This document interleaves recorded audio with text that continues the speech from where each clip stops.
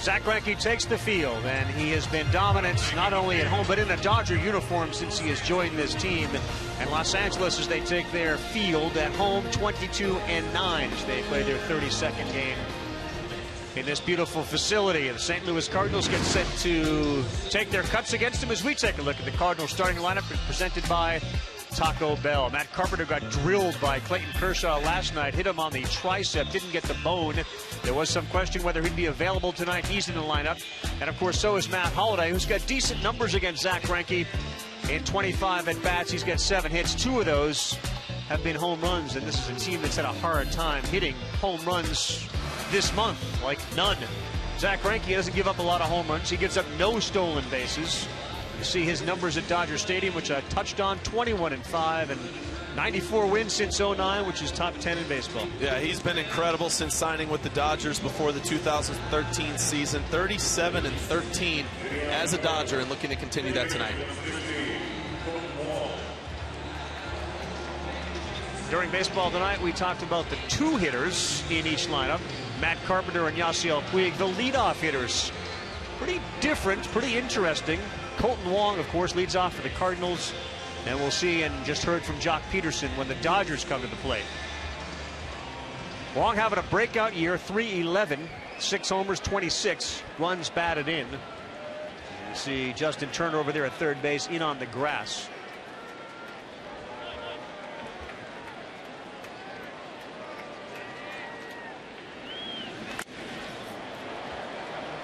That is the difference right there in the leadoff hitters. There's no taking. And a guy like Zach Greinke, look, he doesn't walk many guys, so you got to be aggressive up there to get a good pitch, especially early in the game before these shadows get to covering home plate and it becomes more difficult. Swing early. Slow roller. Greinke, great athlete, Gold Glove winner, picks, fields high. Gonzalez holds the bag, and they get the out.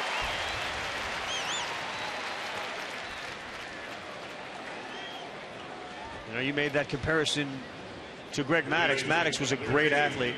Greinke showed some athleticism there. Well, and that's exactly right. He's a great athlete. You see just how quickly he bounces off the mound, but he had to be careful not to hit Wong with this throw, which is why it was a little high. And you see Adrian Gonzalez make a nice jump to get up and get that, and possibly gets that toe down just before Wong touches the bag. It is being reviewed. It looked like his bigger foot got down first. Yeah, Mike Matheny just went back in the dugout, so we got a 1-3. This is the difference between a size 10.5 and a 9.5. Now Matty Carpenter, the third baseman, hitting .308. He is a doubles machine. He's got 18 of those. And 30 runs batted in as Greinke, notoriously a first pitch strike guy at 64%. Well, and Crucky, to your point, that's why I kind of feel the Cardinals need to be aggressive. You want to come out swinging because he wants to get strike one. He wants to get ahead, and then he'll start to mess with you and change speeds and work the ball on and off the plate, as you see with that backdoor curveball right there. Yeah, that's the, you know, the way the game of baseball, it's all about pitch counts now, and you know, for pitchers and everything. But you know, Zach Greinke throws 85 pitches for a complete game. You got to live with that because you can't wait late in the at-bat and think you're going to get him. 0-2 to Carpenter.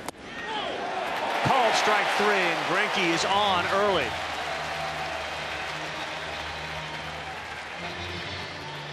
Well, we saw a first pitch curveball or first pitch fastball from Greinke. He then throws a backdoor curveball, finishes him with a backdoor slider, and that's just part of the example. He doesn't even need to work in here early in the game. He's staying away. Matt Carpenter retired. He had 8 home runs. Matt Holliday's your 3-hitter. He has 3 home runs. High ball 1.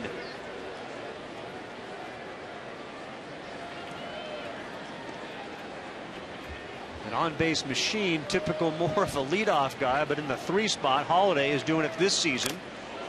Fouls one off to even the count at 1-1.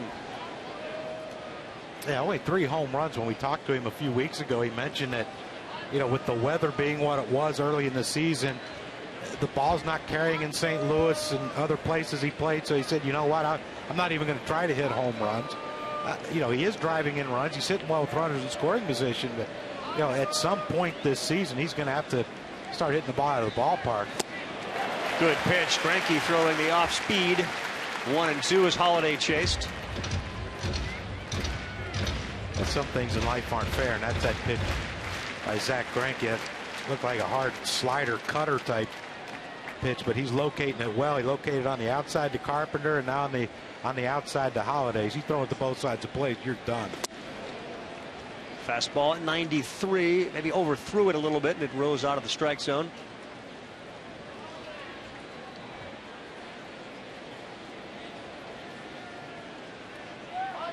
See Yasiel Puig out there in center field. He played his first game back last night, had a big hit. That went in the dirt, so Holiday works the count full.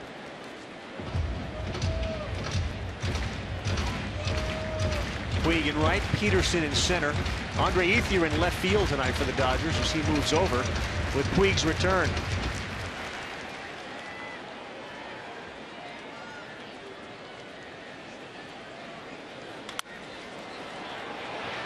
Turner's a third baseman. He goes to first. And Zach Greinke very efficient in the first half. Still homerless in June, the Cardinals. Here's a guy with 17. Jock Peterson will lead off for the Dodgers when we come back.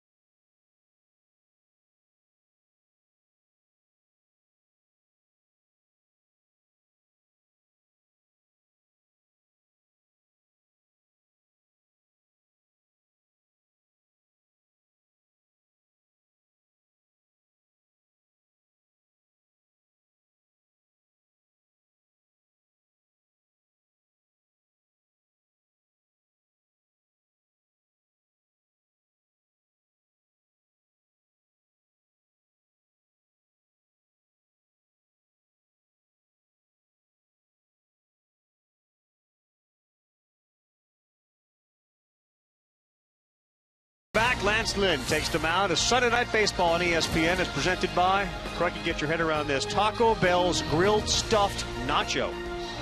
It's the first nachos designed not to be shared.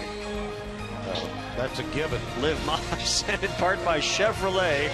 Find new roads.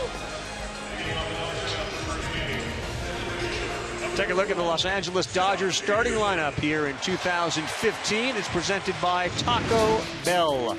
Dodgers 32 up, 24 down on the season. And Jock Peterson has gotten so much of the attention. Yasiel Puig back after a long absence. He returns off a hamstring injury. Adrian Gonzalez, they call him the butcher because he likes steaks, meaning runs batted in. Look at him, 330 career hitter with runners in scoring position. And Lance Lynn is on the mound for St. Louis. Very different approach than Zach Greinke. He will pound the zone with fastballs. And the first one in there, Peterson's called to strike. Well, there's no messing around with Lance Lynn. You see the 52 wins. And, Carl, like you said with the fastball, he's coming after you. 92% of these pitches are the different kinds of fastballs that we'll get into later in the game. Saw that one tail out of the zone to even the count at 1-1.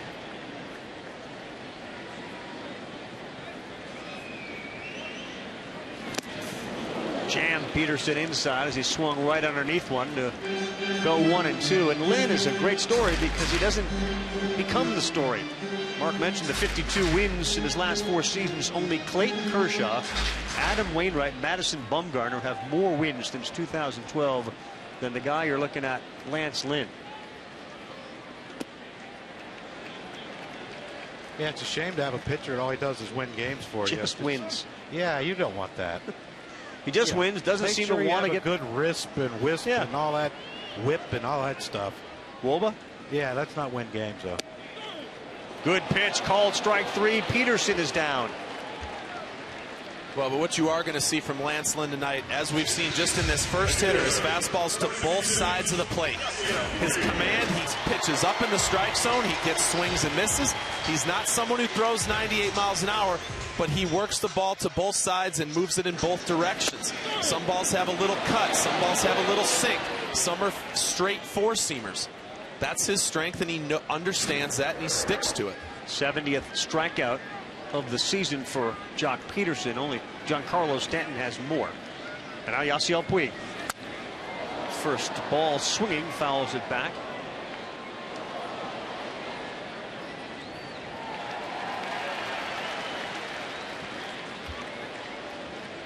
Puig had a big hit last night. It was on a fastball, which is probably favor to Puig right off of such a long absence. Yeah, when you're off a long time, you can always time a fastball. The hard thing is staying back on off-speed pitches. And yeah, like you said yesterday, he got a fastball and hit it in the gap in right center and gave Kershaw really the only run he needed yesterday.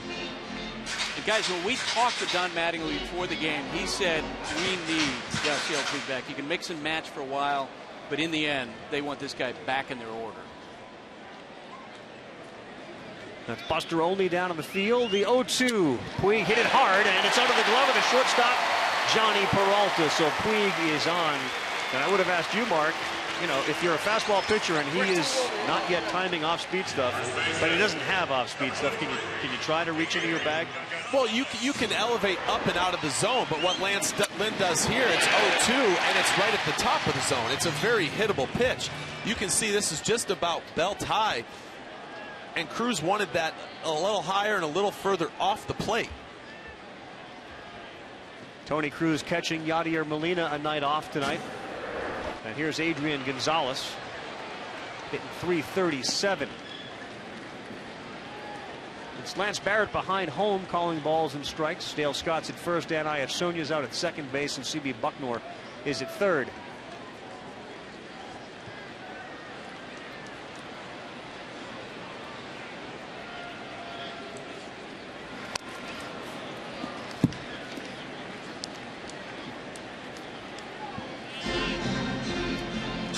Puig is a threat to steal when he's healthy, and you're not coming back from a hamstring injury, but neither of these teams really use stolen bases to their advantage as a weapon.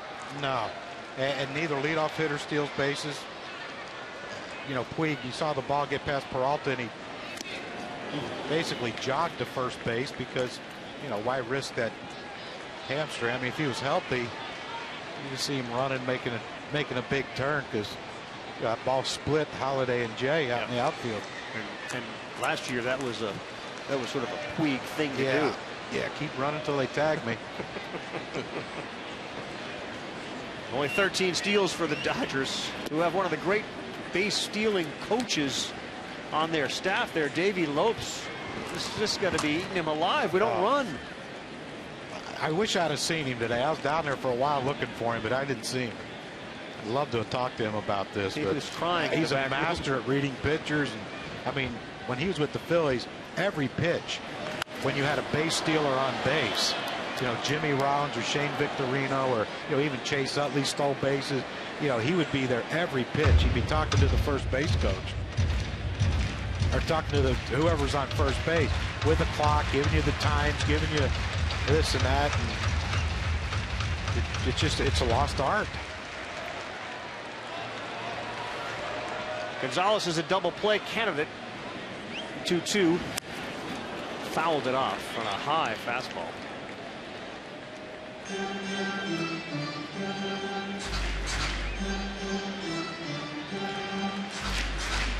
Guys, it might also be a change in philosophy with the new front office. Last year, the Dodgers were second in the big leagues in stolen bases, and now, as you point out, they're dead last. I don't know. You don't know the pressure it puts on a defense and a pitcher when you have guys who are running. 2-2. Puig's not going anywhere, and Gonzalez, the second strikeout victim for Lance Lynn. I remember in the 80s playing against the Cardinals with Vince Coleman, Ozzie Smith, Willie McGee, all those guys who can run. And like at the end of the game, even playing first base, you were exhausted because you had to play up for the bunt. You had to really get off the base, bounce off the base when you're holding someone on, and you had to be so quick with a ground ball. If you had a chance to turn a double play, you had to be perfect fielding against that Cardinals team. And, Mark, you can speak to it, too. When you have guys on base who can run, your work's doubled. Well, you only focus on making the pitches. And yes, you're varying your times, and Lance Lynn is extremely quick to the plate. He just slide steps. He doesn't have a full leg kick. But, when you're not concerned with that guy at first, now I get it for the Cardinals. When Molina's generally back there, there's not a whole lot of attempts against them anyway because of how good he is. But, man, what a luxury to not have to worry about those runners. Justin Turner behind 0-2. It does change the pressure you feel as a defensive team, and it's a philosophical change perhaps throughout baseball. I mean, we are looking at two first-place teams here, and neither use base stealing as one of their primary weapons. Well, I don't think they use it because I don't think guys are as adept at it anymore because you don't run as much. Colton Wong has 4 stolen bases. He's been caught 4 times. Jock Peterson, who, you could walk him, he'll steal a base. He has 2 stolen bases, been caught 4 times. That's your leadoff hitter. You're going to, you say, okay, well, he can steal a base. Like, what happens in the postseason when you're facing great pitching every night and you get someone on first and 9th inning, you're down 1. You're not going to turn them loose, but they're not going to know how if they don't do it now. Yeah, one thing, too, guys. In recent years, teams more and more believe that unless you're successful about 80% of the time, that it's not worth it to steal bases because you're giving away too much. That, of course, rooted in sabermetrics. How do you know if they can steal 80% of the time if they don't run? What do? Going to try it in spring training? I don't get it. Lynn throws over. Puig is back. Well, I think to your point, there's just not the emphasis on it anymore. So guys don't really pay attention to little tips that maybe a pitcher gives, whether it's a head movement, something that they do each time they throw to home, or something they do each time they throw to first. But the American League team that was in the World Series last year, they did steal bases. They made you feel the pressure. The Royals did. Yeah, that's what we heard. That they steal bases, but I mean, they only stole like 100 and what? But I also wonder if the 50 thought or something like in the 150s, and when you were playing, Vince Coleman stole 100 every year almost. I think we seem to have moved at least temporarily past that. But the thought of a team stealing a base, you don't have it here tonight. No. But the Royals, I think you would have that thought. Plus, when you're hitting and you have a guy on base who can run, sure, you can look for something hard in a way if you're a left-handed hitter, because the catcher wants to have every chance to throw people out. Check at first. No, he didn't. And you saw that list. Billy Hamilton, of course, of the Reds. But D. Gordon was a Dodger. They traded him. He's not a Dodger anymore. If you're not putting a premium on stealing bases, and Howie Kendrick's more of a run producer than D. Gordon. Be interesting to follow through the year. Turner lines that one in the gap in left center, and Puig is off and going. Touches second. It gets to the wall. Puig's being waved in. He's going to score, and the Dodgers have a 1-0 lead. There's some of that speed that Puig does have as he scores from first on the double. Now you hope he doesn't limp back to the base, to the dugout.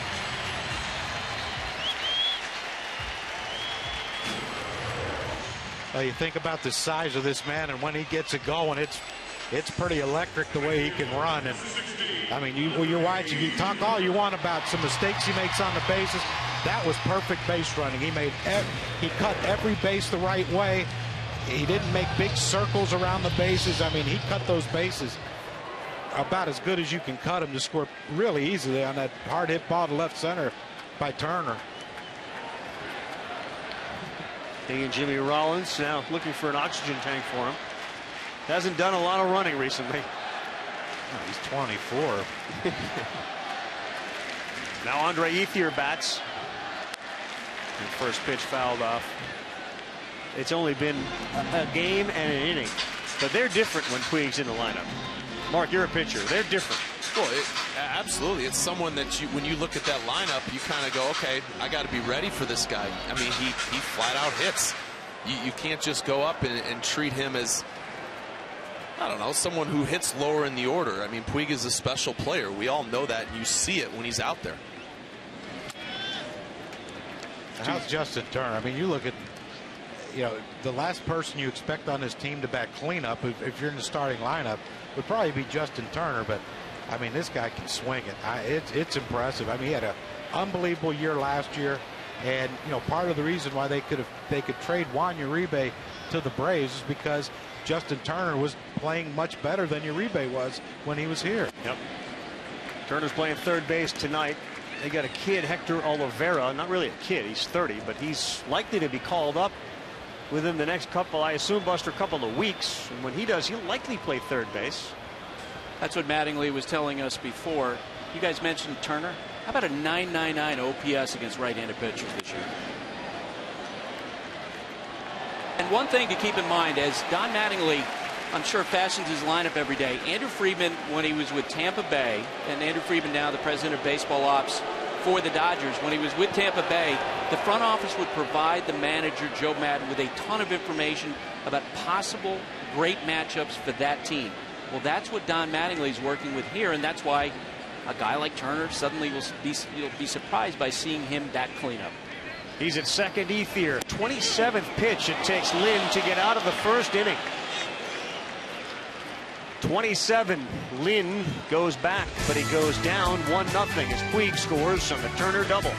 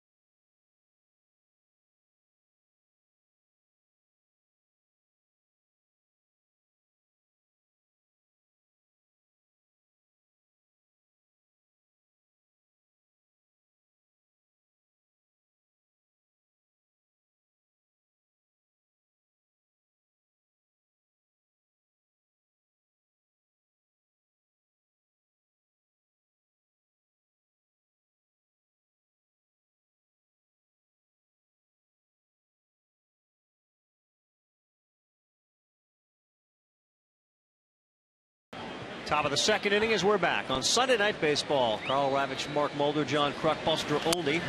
Zach Greinke to Johnny Peralta. This one down the line and foul.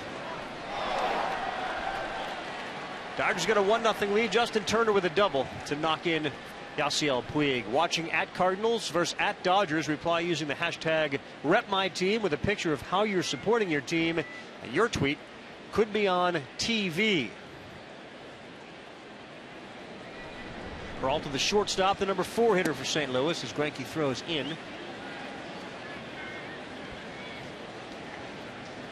32 runs batted in for Peralta, and you see both the average and on base plus slugging leading the shortstops in the National League.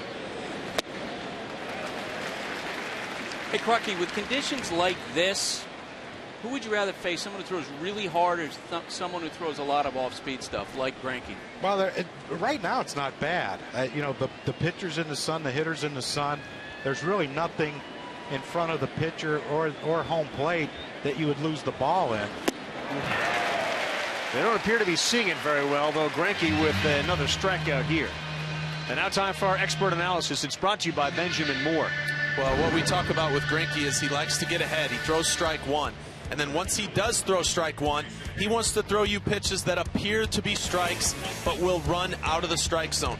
We see a changeup to Wong. We see a slider that just kind of, this one almost reacts more like a split to get the ground ball, but that's what makes him effective. That's what works for him, is he has that good a command to make those types of pitches. Now back live. The first pitch to Hayward is on the corner for a called strike. For the 5 he has faced, he has thrown a first pitch strike to.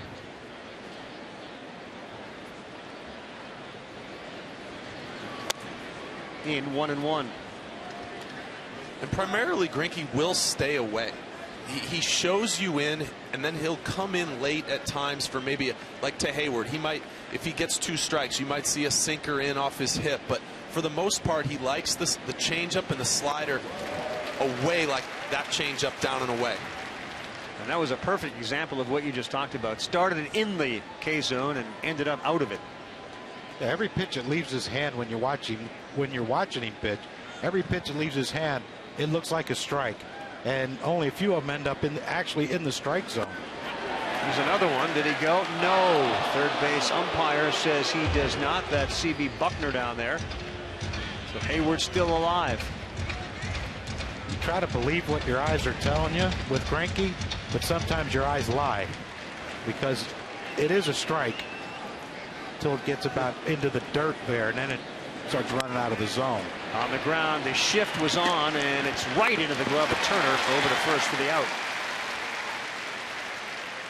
Well, your eyes are telling the truth for about 20 feet. Well, and I talked earlier about how, the way he throws pitches in the strike zone. He gets ahead with a fastball down and away. He shows him inside, and what does that inside fastball do? It opens up the outer half. He then goes to the changeups. He then goes with a fastball inside, which he wanted inside, and you could see Greinke pound his fist into his glove. He was a little frustrated that he missed that location, because I think if he threw the pitch he wanted to, you possibly strike out Hayward looking. This is Mark Reynolds. An off-speed pitch that comes in at 74 miles an hour. So we've seen 93, 94, and now we see 74. Well, but to me, that's the athlete in him, is he will change speeds with multiple pitches. So that curveball might be 74 here, but he can also throw it maybe as slow as 65 at times. Matt Adams, one of the injured Cardinals, and they've dealt with injuries to significant contributors. Adam Wainwright, Matt Adams, and still managed to have a best staff ERA and an offense with the best run differential in baseball. I think the Cardinals are to me the best team in baseball of playing it as, this is what we have, not what we're missing. And they, it's a team sport, but it's an individual game. And I think the Cardinals have those guys who can separate that stuff, as far as, you hear so many teams like, oh, well, if he had him and if we had this guy who was hurt, we'd be better off. But the Cardinals are like, okay, Wainwright's not here. Let's go figure something out.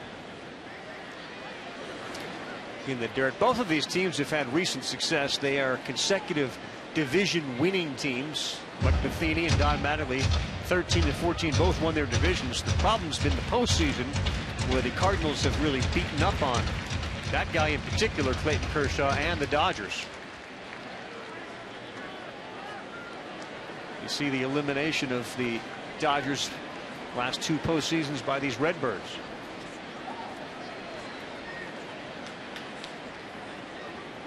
I just, I tried to go back and look last year in the postseason, and, to me, it was the Cardinals last year in the playoffs. It seemed like all their lefties played against Kershaw, and there's so many times when you get a tough left-handed pitcher, it's all righties, and you can get settled in on one side of the plate or the other. And when you watch the game yesterday, after Carpenter left in the third inning after getting hit by a pitch, it was really a right-handed hitting lineup for the St. Louis Cardinals. If you saw Kershaw just pounding that outside corner with fastballs and then getting him to swing at the breaking ball, I think when you have a lefty-righty like the Cardinals had last year in the postseason against them, it makes you think more as a pitcher. Fouled off, and it was Adams who had that big 3-run home run in the 7th inning in 2014, the division series, game 4. Carpenter took him deep a couple times. Well, and it's not that lots of times someone like Clayton Kershaw, they remove most of the lefties. Teams, he mostly will face righties. Well, then that makes your changeup a little better. You start to get in a groove, but when you're constantly having to make adjustments to, like you said, left, right, sometimes you can get a little uncomfortable. Reynolds 43 strikeouts in 130 at bats. Strikeout waiting to happen for Greinke here, but the count goes full. Is that not good? It's not great. No. But you know what? That's Mark Reynolds, and if you make a mistake, he's going to tie this game up. If you don't, you get him out. To left, it's going to get down. The Cardinals' first hit of the game is Ethier. Played it cautiously. Wasn't sure if it was off the end of the bat, and it didn't go really anywhere, but it is good for a hit. And now John Jay, who's the center fielder tonight, and he's one of the few who have decent numbers against Zach Greinke if you consider 22 at bats enough of a sample size. Got 8 hits. He's hitting .364 against him.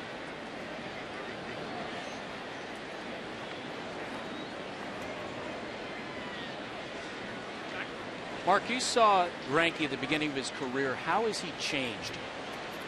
Well, he made his debut against Oakland when I was in Oakland, and he was very young, and you see him go out there and he's throwing 90, 92, and then all of a sudden he'd throw a 95-mile-an-hour fastball, and we all just kind of laugh like, what, you don't like throwing that every time?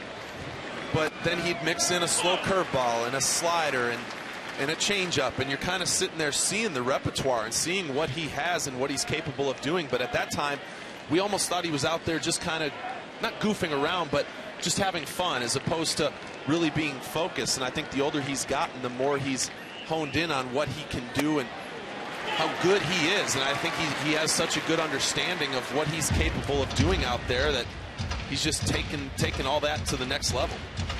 He may be one of the great pitchers to have the K zone for, because he dots the line and he pitches outside of it so often that it really does let you know how he gets guys out. Rarely down the middle. John Jay's a strikeout victim. Greinke continues his good work. He's given up just 1 hit. He's got 3 strikeouts and has faced 1 over the minimum, but looks to be in total control so far for the Dodgers. Kershaw last night, Greinke tonight. It's the Dodgers' formula for success.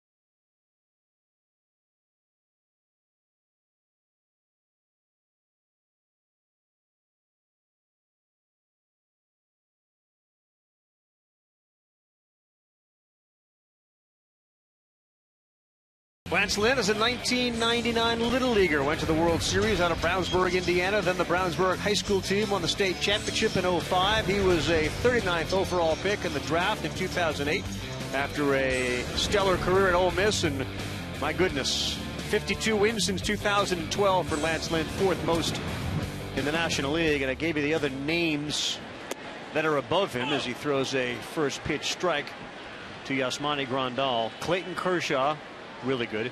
Adam Wainwright, really good. Madison Bumgarner, really good. And then there's Lance Lynn. Really good. Really good. But I think he's overlooked a lot. You know, what jumps out to me is 106 starts, which is fourth in the NL since 2012. I mean, Mike Matheny knows he's taking the ball each and every fifth day. And in this day and age, with so many people getting injured and everybody getting hurt at times, that's a luxury to have a handful of starters who are going out there each and every time. He'd like an efficient inning after he threw so many pitches in the first inning. He's usually a guy that'll give you at least 100 in every start.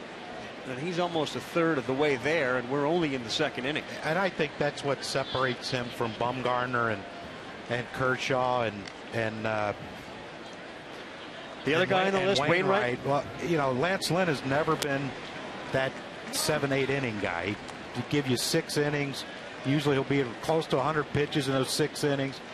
But he wins games, and that's, you know, I know that the sabermetricians aren't big on wins because it's something the pitcher can't control. But there's something about winning games that means a lot. And when he learns how to get quicker outs and go deeper into games, I believe then you see someone who changes. You know, we talked about Greinke kind of coming into his own, but you know, Lance Lynn is the same thing. He has the stuff and the ability to do it. It's just finding a way. He gets a lot of foul balls. There's another one. So, but to your point, if you know, usually as you mentioned, Greinke, he'll kind of outthink you or think along with you or try to outsmart you. If he throws 82% of his pitches fastballs, does he need to have a secondary third pitch so that he can go deeper in a game? You do, but to me it's just more about location. This ball driven to right, but it looks like it's going to hang up there. Hayward makes the play. So location, you can get through a game, several games, 8 innings with the fastball. Well, he just needs to really keep the ball on the corners, in and out, up and down. He pitches all. When he tries going in, sometimes he misses away. When he tries going away, he'll miss up. Right. You know, so and that creates a lot of foul balls. I think when you start, if his fastball command, as many as he throws, if he starts to command it better, then these guys, you start getting weaker hit balls and balls put in play. And we're talking about the guy that's got the 4th most wins in the league, so he could go to the top of that list if he develops to the degree you think he could develop. That's saying a lot. But I still think there's a little ways to go before that's going to happen. You know, I do believe I really like starting pitchers who have something slower, something to keep guys more off balance. Right. Colton Wong backs up and gets a good top spin off the bat of Kiki Hernandez, and there are 2 men down with Jimmy Rollins coming to the plate for the Dodgers. Number 11. Jimmy Rollins. Hey, Mark, you played on the ultimate Moneyball team in the Oakland Athletics. Did you value wins as a pitcher, or was that something that was ever discussed among the guys on that staff? I don't think it was never something that we discussed. I always just took pride in trying to be out there longer than the other starting pitcher. I thought the deeper I went into games, the more wins I was going to get, because that's more chances my team had to score runs. And that was, in my opinion, just as simple as it was. I just wanted to go. I wanted to try to pitch 9 innings each and every time I took the ball. There's a guy that wins a lot, Michael Walker. Rollins center field. Jay backtracking, and he settles underneath it for the out. A lot better and more efficient for Lance Lynn. Dodgers still leading 1-0. We're through 2.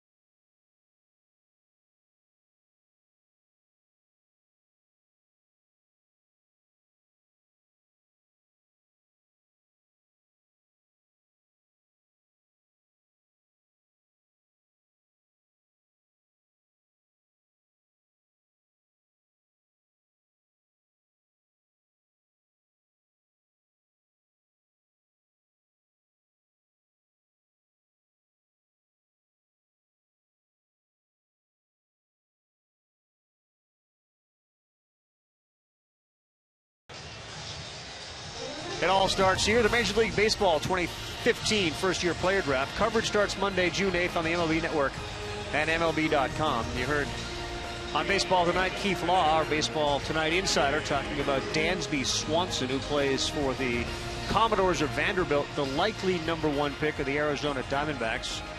He's a shortstop. And baseball is so rife with good young players. The Houston Astros have just selected the contract of their superstar prospect Carlos Correa, so he's coming to a ballpark near you. And the Astros off to such a great start this season, bolstered by Correa's presence. Maybe. Yeah, maybe is true. Although so many of these young guys, John, with the talk, yeah, they've backed it up. Recently they have. I agree. I said it the other night on Baseball Tonight. You know, all these kids play on these travel balls and they go to these showcase things, and you know they're under the microscope in front of college and pro scouts almost every weekend. So when they get to the big leagues, it's like, okay, this is no big deal. I mean, it's a big deal. You're still nervous because I don't care how many showcases you're in. Right. Greinke wants that to stay fair. It did, and there's the out on the throw. Greinke made sure that stayed fair. Well, he wanted it to stay fair because Tony Cruz, the catcher, was running, and that's an easy out if he can field it and keep it fair. I mean, how quick does he get to that line? That's the big. He finishes in such a good fielding position. I mean, like you said, I was almost shocked at how quick he got to that. Second time Greinke's gotten the ball over towards the line. Cruz, who's not fast by any stretch, a little slower because he carried his bat with him the entire way, hoping it would go foul. And now Lance Lynn. Interesting matchup here as the ball's called a strike. Among active baseball pitchers with 150 at bats, Lance Lynn's batting average is .079. Only one guy's worse than that. We'll see him next Sunday, maybe. You know who it is? Lester, isn't it? Nope. Lester don't have a hit yet. Lester doesn't have a hit yet, but I don't know if he's gotten 150 because he was an American League guy. Oh, that's right. Forever. Okay, 150. Charlie Morton is .078. Meantime, Greinke is on the other end of the spectrum. Greinke's like .211 lifetime hitter. This one to the moon, and Rollins makes the play, and Lynn is retired. That brings us back to the top of the order, and that means Colton Wong. And as we talked about the draft and these young players and the impact they're having, how about the stars under the age of 22? Harper, Manny Machado, Jose Fernandez getting better and will return this season. Noah Syndergaard. Bump it up a year to 23. Chris Bryant's been the story in Chicago. Carlos Martinez and Michael Wacha on this staff. Mike Trout and Jock Peterson. Under the age of 24, Garrett Cole's got 9 wins now. Shelby Miller's been so good. There's Colton Wong, Rendon, and Puig. So that's 23, 24, and 25, and we're getting Correa now with the Astros. How about the 23-year-old, though, with back-to-back MVPs and an MVP. And on only 3 full seasons, so he got a ways to go, that Trout kid. Holy goodness, is he good. The Shadows now have covered 3/4 of the way to the pitcher's mound. This is the nightmare time for hitters, right? Yeah, you know, when Justin Turner got that base hit in the double in the first inning to score Puig, you had to think that the Shadows keep creeping. That 1-0 could stay here a while. Well, they're creeping. Yeah, and it's going to be difficult hitting a guy like Greinke as opposed to Lynn because of all the movement Greinke can put on his pitches. And then Wong hits a homer. That one is down the line and deep enough to go. It's off the bottom of the wall. Puig, here's your throw to second, not in time.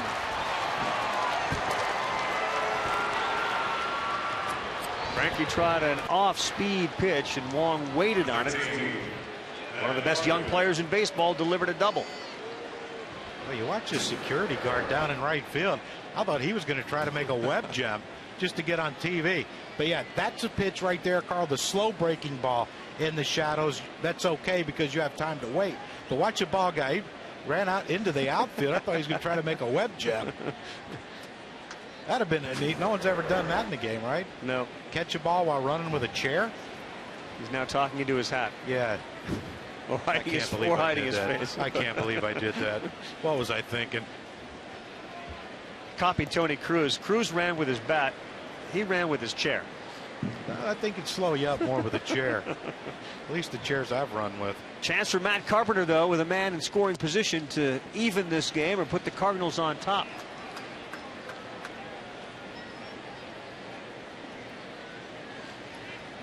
Yeah, that breaking ball to Cole Wong wasn't that sharp snap dragon that Greinke can throw. That was more of just a roller. Carpenter the best when it comes to men in scoring position. And when the Cardinals won the whole World Series, remember Alan Craig and the rest of them, they seemed to hit so well with runners in scoring position. 483. 483. But this is a situation, I think, where Greinke doesn't really have to pitch to Carpenter. You can be a little more careful if you have a little more confidence facing Holliday, who's on deck. With first base open, that one just misses. Greinke wanted it. And you can see he started him with a curveball away. He went change up, down and away for a ball. Basically just trying to throw him something off the plate, saying, here, if you want to swing at one of these, go ahead. You're going to have to get yourself out, is what he's telling Carpenter, if you want to try to swing, because I'm not going to give you anything to hit.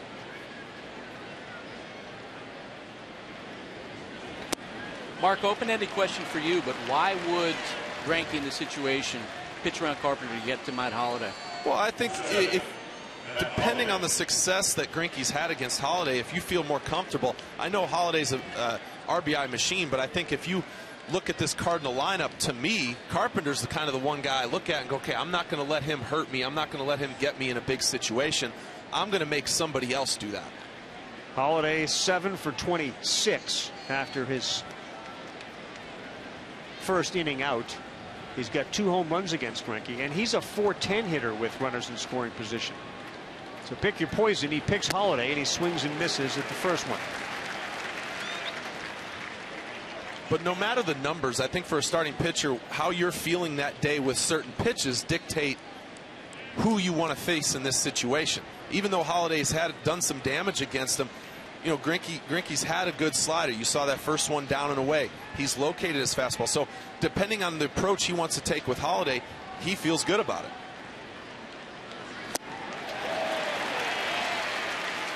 Oh, and 2. Interesting reaction. Did you see Greinke's reaction to that pitch?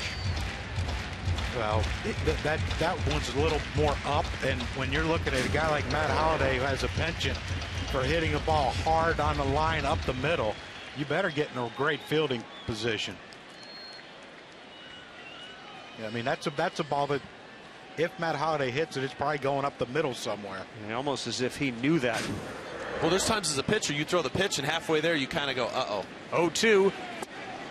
Holliday doesn't chase. Because maybe the way it came out of his hand, that wasn't as good as the first slider. That one just kind of rolled a little bit, didn't do much, and it was up in the zone. So I think when you throw that, it scares you for just a split second. And that's probably why he crouched down like that. Yeah, and Holliday has such a flat swing. That's why he's not that, he's not that 35-40 homer guy when you look at his size. I mean, he's a line drive hitter. Just happens those line drives sometimes carry out of the ballpark. Holliday slow roller. It's foul. But given Greinke on the mound with the efficiency he's pitched with, this is a big spot in the game for the Cardinals. You got to take advantage of these because they don't happen very often against Greinke. But Greinke won't really show you everything. He's going to save something. And to me, he's thrown these sliders down and away. I wouldn't be surprised to see him go with a slider inside to possibly freeze Holliday.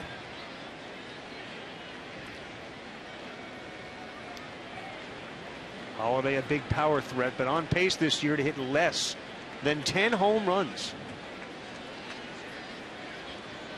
1-2. They set up outside. Did he go? No. I bet he hits more than 10. You want to bet?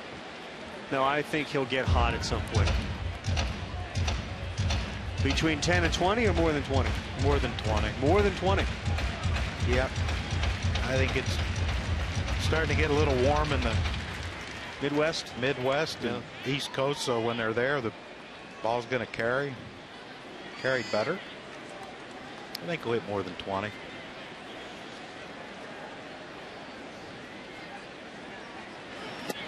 And you saw Grandal set up inside, and Greinke pulled it outside. He's not happy with himself right now. No, because he knew that was the pitch, that he was set up for that pitch. And sometimes I see that from Greinke when he's pitching in these games. He shows that frustration because he knows just how big of a pitch that one was. Because now any ball hit even a ball deep in the infield's going to score. But he chases at 94. Holiday asks the home plate umpire, Lance Barrett, if it was a strike. And it is, because he swung at it. Greinke gets out. The Cardinals strand 2. And we'll continue on Sunday Night Baseball from Los Angeles.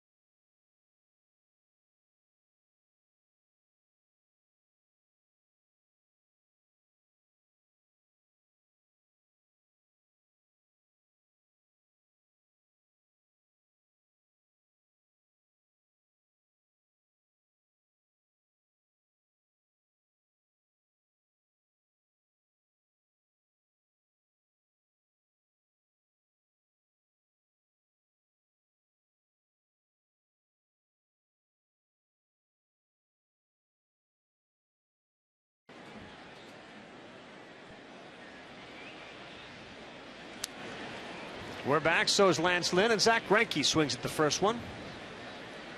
Fouls it back. We've seen so many good hitting pitchers this division alone. I mean, between Madison, Bumgarner, Kershaw, Greinke.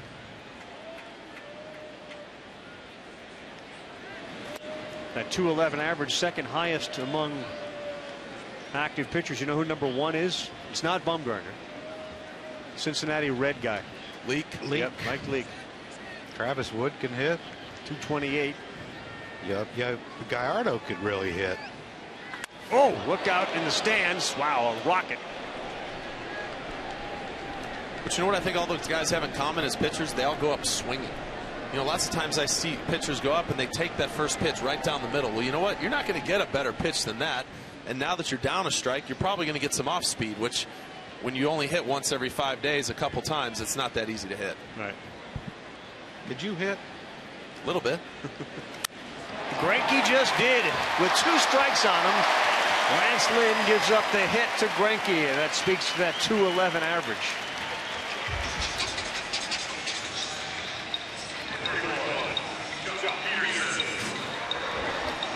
You saw the fastball. He just rifled down the left field line, foul. Now look at this pitch. That's what you call a breaking ball or something more off speed. See how long his bat stayed through the zone? Yep. I mean, you could take that, work with it a little bit more on an everyday basis. You'd like to take that swing into the season as an everyday player. He went Henry Aaron. Did you see that right foot, yeah, back foot come off the ground? Front foot, yeah. So he's on. Jock Peterson is up. First pitch is out. 1-0.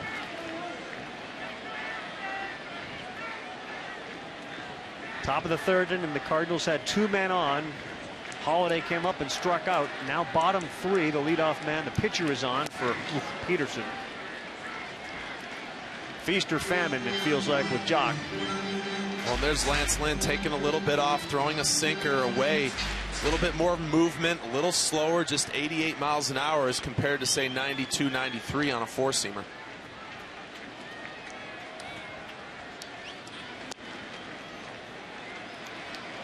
Peterson's nickname among his teammates, one of two things, either Johnny Walker or Walker Texas Rangers, because as the other Dodgers point out, most of his at-bats end with him walking, either to first base on a walk, back to the dugout on a strikeout, or around the bases on a home run. Had 5 homers in 5 days earlier. Takes a big rip at that, and it's foul.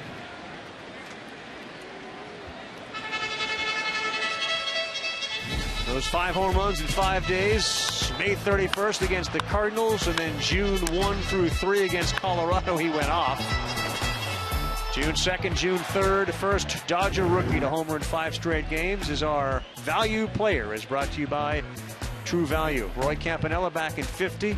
That's what Sean Green and Matt Kemp looked like in 01 and 2010, and there's Jock Peterson in 2015. Late call of timeout. You know what I like about most of the home runs I've seen from him, Crucky, is most of them are from left center to right center in the outfield. Yeah. You know, that's a big thing with the young kid. When you realize you can hit balls to left center as a left-handed hitter and to center, you don't have to worry about trying to get out in front of one to hit for power. More than half of his hits, to Buster's point, 27 of the 50 have been for extra bases, including 17 home runs. And not your prototypical leadoff guy, I mean, by any stretch of the imagination. Or has that become the prototypical lead? What is the prototypical leadoff guy? Maybe that's the question. Well, you look at these two teams. Colton Wong is 3rd on the Cardinals in RBIs. Jock Peterson is 2nd on the Dodgers in RBIs. As leadoff guys. As leadoff hitters. So, you know, that's... This one playable. Holiday, is anybody going to get to it? Matt gets underneath it. Peterson's retired. Yes, I mean, that's the thing now. You know, a lot of managers are like, why not get up 1-0 in the first inning if we can? You know, and you know, you can ask Mark, you know, what's the first thing you do when you have a leadoff hitter? We don't want to walk him. You know, you don't see guys pitch around the leadoff hitter much. Peterson is a walk machine. He has been, in fact. Don Mattingly was telling us, really through his minor league career, he was a leadoff guy. Big guy. I mean, a lot of power, but he'd always hit leadoff because he's got a very discerning eye. Doesn't mean he always hits the ball, but he swings at a lot of strikes. Inside to Puig, brushes him back a little bit. Seems to be an everyday occurrence with Yasiel Puig. But how else are you going to pitch him? But I think if you don't throw a pitch like that, then he has the outer half of the plate, because that's kind of the way he hits. You see how many times yesterday in that game with the big double to right center, balls that are up and away, he drives those, and he hits a lot of balls to right field. So if you don't run the ball in off the plate, you know, he's going to be more likely to make hard contact when you do locate something down and away. Ahead 2-0. Puig singled his first time up, had no interest in that. The count goes to 3-0. Like, I'm not going to do anything here. That was interesting. I like you're 2-0. I mean, you got to look for something to drive in the run with 2 outs, or with 1 out. I'm sorry, but you still got to look to drive a ball in a gap somewhere with 2-0 count. Remember Bartolo Colon the other night, the first time up, just looked at 3 pitches down the middle, lulled the pitcher to sleep. Next time up, single fastball. I don't know if he lulled him. Oh, he didn't. Okay. He lulled himself to sleep. Yeah. Puig on the ground. There's another hit for Yasiel Puig. He's 2 for 2.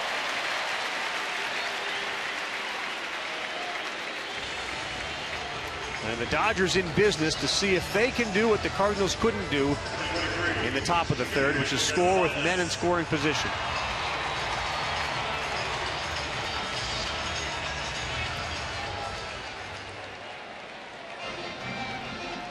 Would you say Lance Lynn is not as sharp as he's been? No, he's definitely not. There's a falling behind in the count like he did to Puig. He's missed location on a handful of fastballs that have cost him. The ball that Puig hit earlier. You know, I mean, that's the Greinke hit with 2 strikes. The Greinke, that was a cutter slider just up and over the middle of the plate. Sometimes when he's tried to finish guys with an elevated fastball, they haven't been up enough. 67 hits on the season for Adrian Gonzalez. First pitch is in, 1-0. We talk about Greinke, how he's getting ahead in the count. Well, we notice Lynn, he's falling behind 1-0. Well, when you just throw one pitch, which he's thrown a lot of, you now have to throw it for a strike. 56th pitch of the game for Lynn on the way to the guy that's got 11 homers, Adrian Gonzalez, and he fouls that off. Mark, I covered a guy in Andy Pettit who really did not respond well whenever his catchers changed. How much of a factor could that be for a starting pitcher? Well, it can always be something. Lots of Tony Cruz, I will say, looks very similar behind home plate to Yadier Molina. Their setup, their equipment is the same.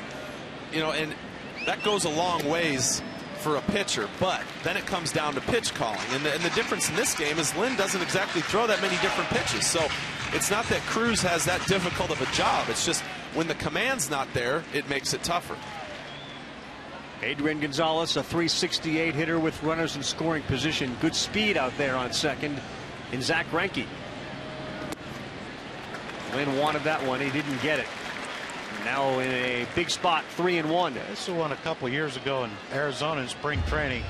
Remember Kershaw said, you know, Zach Greinke's deceptively slow.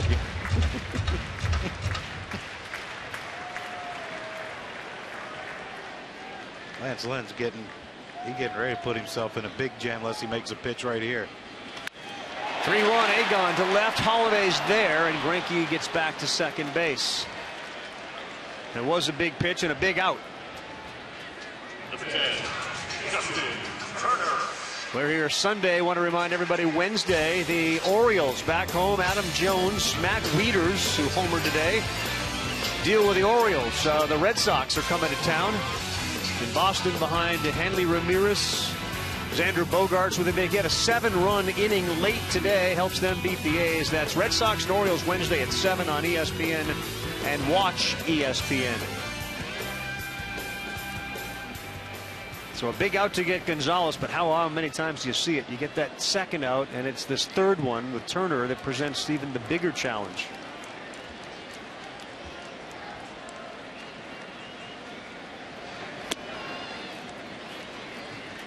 Well, Lance Lynn just seems to be picking a little bit. Since his command isn't that good tonight, he's trying to keep the ball out of the middle of the plate, but that's resulting in him missing the strike zone and falling behind. Look where John Jay's playing, to the right field side of second base, and you remember the first at bat, Turner hit that double in the left center field gap. That little bit extra time probably gave Puig enough time to score. He's on first again. Greinke's on at second. You got to figure right here that they're going to try to get a pitching away. They did, and he fouled it straight back.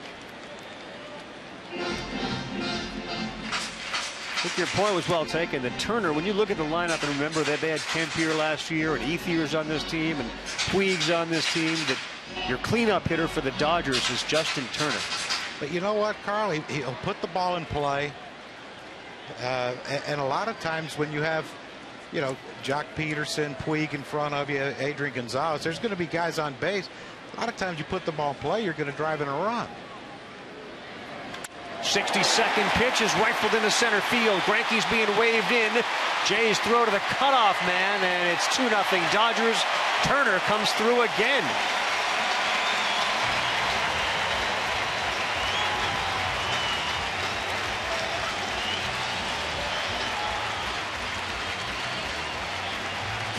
The thing you love about Turner is like I said, he's going to try to put the ball in play, cut down on his swing.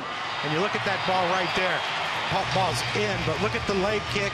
Look at the timing. He gets the foot down in plenty of time, but yet he keeps his hands inside the ball. He wasn't going to try to smother it and try to pull it. He was telling himself, I'm going to shoot the ball the other way, try to make something happen with my bat. Put it in play, you got a chance. You strike out, you got no chance. He put it in play. Greinke scores, and Dodgers are up 2-0. For Andre Ethier. Here's a first pitch strike from Lance Lynn at 93.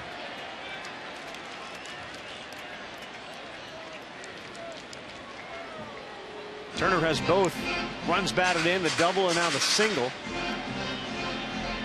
Halfway to the cycle.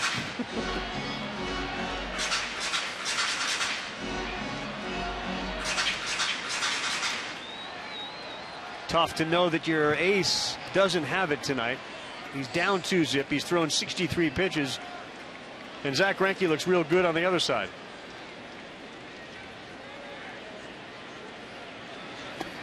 Ethier chases at 92, and he's behind 0-2. He struck out his first time up.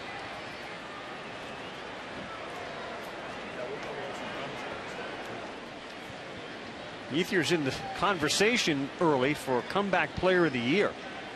Hitting just south of 300. 7 homers, 6 doubles. Chance to play with that outfield issue with injuries and some trades.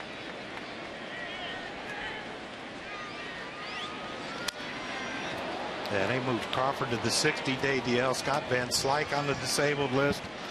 You know, when last year they had so many outfielders and guys got hurt, but they still had, you know, big league outfielders to take their places. You know, now you look at some of their outfield play, and you know they're throwing the young kid who's an infielder, Guerrero, out there to play left field some. And so many foul balls on the 2-strike pitches from Lynn. 0-2 and another one. And Lynn, you can see him shaking his head. Now, when you throw that many fastballs, not that it's easy to foul a ball off, but you have more of a tendency to be able to foul those pitches off because normally you don't get fooled by a fastball. Well, we talk all the time with off speed. Oh, look, he gets his foot down and keeps his hands back. Well, when you're only throwing fastballs, you don't have to worry about that.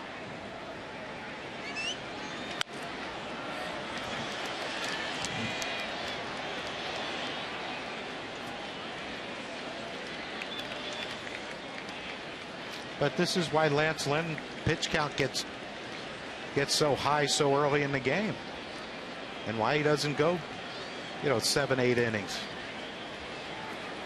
10th 2-strike foul that the Dodger hitters have. 10th. Not there as Lynn gets through it, but he is laboring, trending towards 70 pitches. 2-0 Dodgers through 3.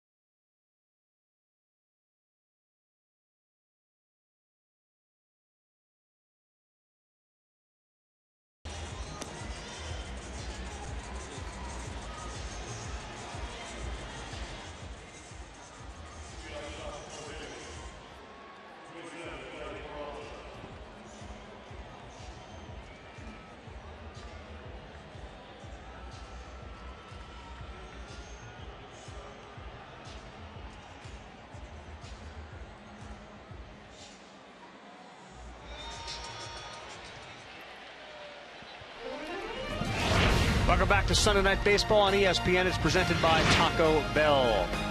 Chavez Ravine, Dodger Stadium. Zach Greinke on the mound, now pitching with a 2-0 lead. Johnny Peralta swings at a first pitch strike and is behind 0-1. Peralta, Jason Hayward, Mark Reynolds due up in the top of the 4th inning.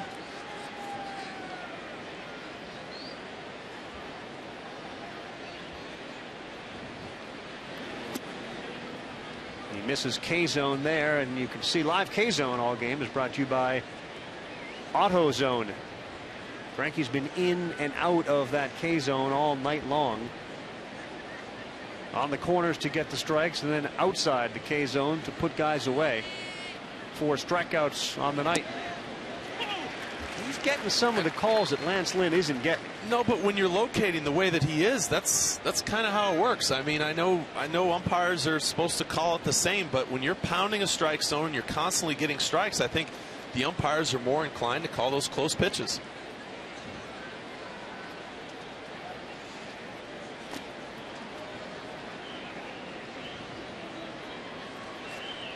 It was a big night last night for the Dodgers. Clayton Kershaw, who had, by his standards, struggled this year, had his best outing. He acknowledged that for the first time he felt like the effort and the results finally were what he had been looking for and what we'd all become accustomed to, as he threw 8 innings of 1-hit baseball. So the demise of Clayton Kershaw a bit premature. Yeah, he still has a chance to be pretty good. I don't think it's over with for him yet. Even though 26? Yeah, I was 27. French fries. Did they have someone have French fries? Somebody wearing the Kershaw jersey did.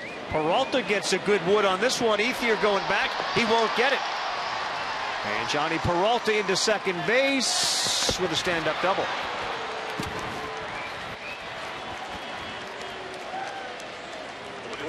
Sunday Night Baseball on ESPN is presented by Taco Bell. It's brought to you by Choice Hotels. Going to your people is easy when you stay at Choice Hotels. Find us wherever your friends, family, and clients are. Book now at choicehotels.com. And by Nissan, innovation that excites. Back-to-back innings, men in scoring position for the Cardinals, with Peralta with a leadoff double. And now Jason Hayward.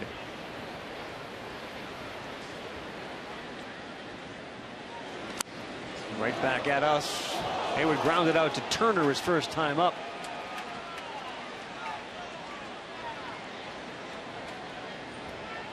Talk about the consistency of the Cardinals, guys, and the players that they either bring in or ship out.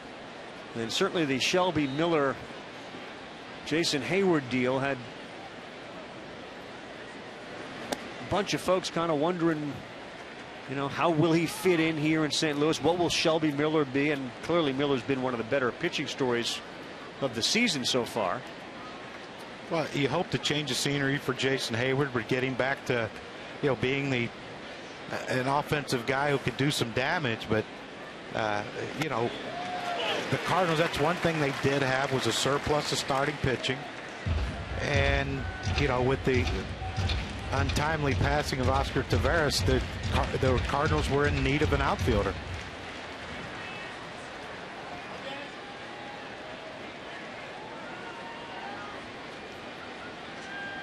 Greinke steps off. They had a good look at the Cardinal dugout.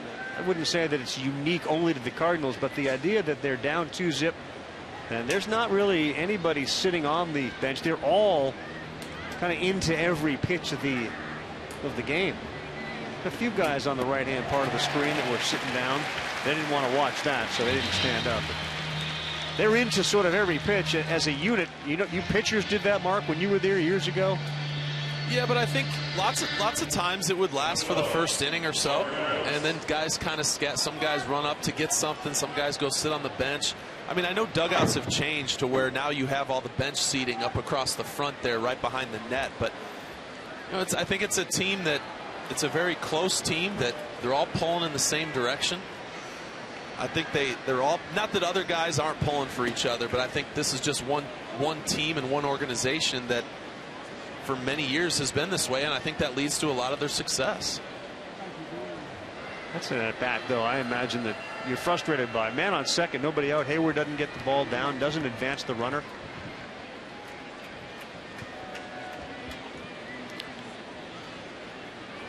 I mean, against Greinke, you're not getting these chances very often. No, you got to capitalize, like you said. And I think sometimes, and I've done this as a hitter, you think, well, how tough can it be to hit a grounder to second base? And you just start swinging at pitches that aren't close. And you look at the 1-2 pitch that Jason Hayward swung at. It looked like a changeup, but it was probably 8 to 12 inches outside, and he thought he could just get around it and hook it. And you end up swinging and missing and not getting the job done. 1-2 to Reynolds. Halftime, by the way, of the NBA game over on ABC. If you're flipping over to check out the baseball game, Dodgers got a 2-0 lead. Zach Greinke's pitched really well. Justin Turner has got both RBIs for the Dodgers. Yasiel Puig has got a couple of hits for the Dodgers as well. Who's winning the basketball game? Cavs up by 2, 47-45. I guess that the demise of the Cavs are a little premature. LeBron 20 at the break as Reynolds fouls one back. Oh, I like what they asked LeBron about being the underdog. He said, I'm never the underdog. That's a fair point. You're the best player in the world. How are you the underdog? It's the mindset every team should have. Yeah. But it's a mindset most great athletes have, isn't it? I mean, great athletes have that mindset. And we've seen some performances by athletes here within the last 72 hours that have been mind-blowing as far as their individual greatness. Serena Williams. 20 grand slams. Steph Curry on a nightly basis, it feels like. Clayton Kershaw here last night. Tiger Woods around yesterday? Not so much. Okay, well, maybe not. Not so much. We could have beat him yesterday. Well, one of us. One of us could have. And it wasn't you or me. No. Was that you guys playing best ball? We still might not. Hey, he backed up the 85 with a 74 today, and he played alone. How do you think that round went? He was in last place, and he went out today. He got that sign. Hit and run. Hit and run after it. Hit and run after it, and get it out of here. Let me get on the plane before the next group tees off. So Greinke, after a conversation with his catcher Yasmani Grandal, throws a slider in the dirt with Peralta staying at second base. Tonight too, Mark, you got two catchers, Grandal, who's been hurt, and Cruz, who obviously with Molina doesn't play a lot. How challenging for a pitcher to get on the same page with a guy that you just don't throw to all the time? It really just depends. I know when I threw to our backup catchers, I had some good games and I had some bad ones. I don't think as much. It's not about them back there. 93, he reared back and fired it, and Reynolds is out. Well, for the majority of this game, Greinke's command has pretty much been impeccable, and I talk about how he likes to get ahead and then work it off the plate. You see a painted fastball on the corner. He then goes inside with another one and then backs it up with the changeup that's on the same plane as the fastballs and dips down and out of the strike zone, and John Jay swings right over the top of it. And every one of those pitches, when it leaves his hands, is a strike. The 2 called, but then the changeup may look like a. Well, how many aren't? High. How many do you know out of the hand? See. When do you recognize? I don't know the distance, but we'd have to ask that. Is it right away, though? Brankus guy. Yeah, you could tell sometimes the ball leaves a guy's hand, it's a ball.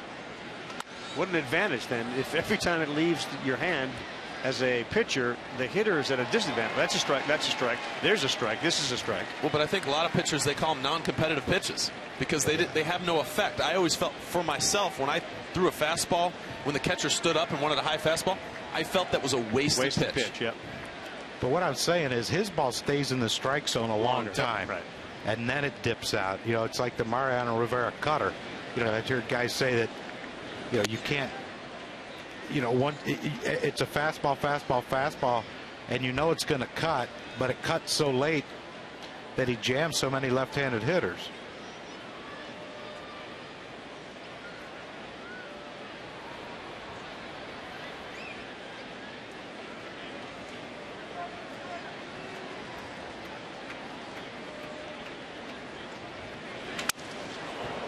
bat broken. Kiki Hernandez makes the play. 71 pitchers for Zach Greinke, who looks like he could be laying on a beach or surfing somewhere, which is what happens a lot in Southern California. Dodgers are back. They were in first place, and we'll be back with Sunday Night Baseball right after this.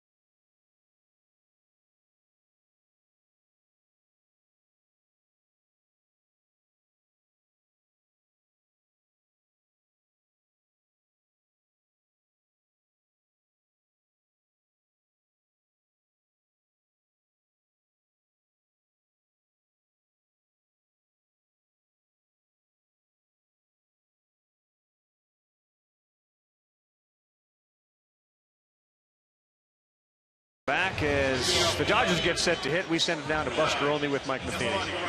Like Lance Lynn tonight seemed to be struggling with his control. What do you think the root of that is?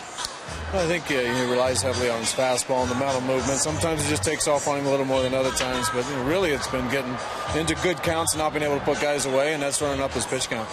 You pushed Zach Greinke's pitch count over 70. How are you feeling about your at-bats against him? We're not getting a whole lot. There missed opportunity with a leadoff double and couldn't get him over or in. But he's a guy that's going to get a lot of swing and misses. He looks like he has a good fastball going. The slider's falling out of the bottom of the zone. He's going to be tough. So we got to scratch and claw for everything at this point. Mike, thanks.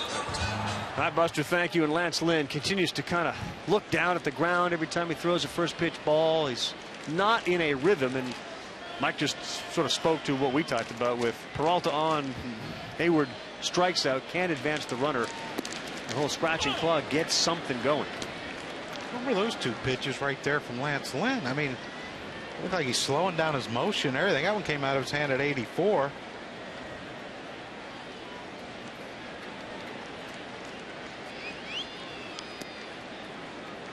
Yeah, he's clearly trying, I assume, to take something off. Well, I know he does that from time to time, but those almost looked more so. Like something's wrong almost. That didn't look normal, I guess, from what I've seen from him in the past.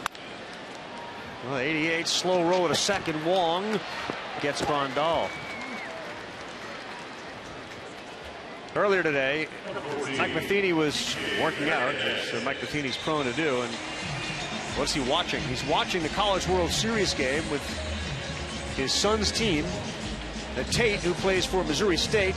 And unfortunately for Tate and Missouri State, they lost to Arkansas 3-2. So that would end Missouri State's season, and Arkansas is on to the College World Series, which our coverage begins next Saturday.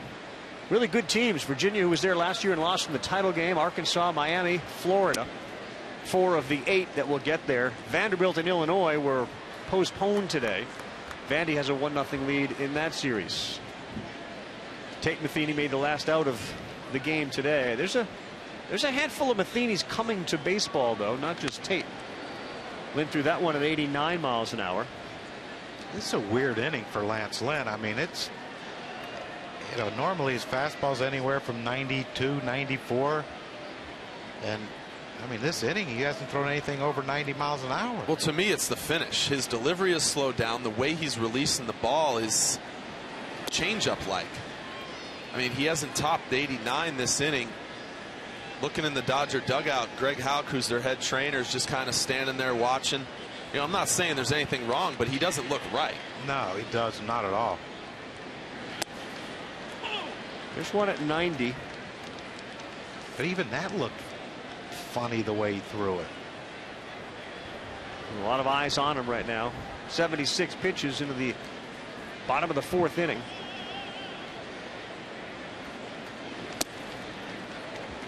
You know, and it does speak to, let's hope there's nothing wrong with him and he's intentionally doing this. Yeah, let's hope. One thing the Cardinals have been able to do is, as you mentioned, survive with some injuries. They're very concerned about, and Buster can speak to this too, like the Dodgers, any depth issue, any injury to a starting pitcher puts them both in a big bind.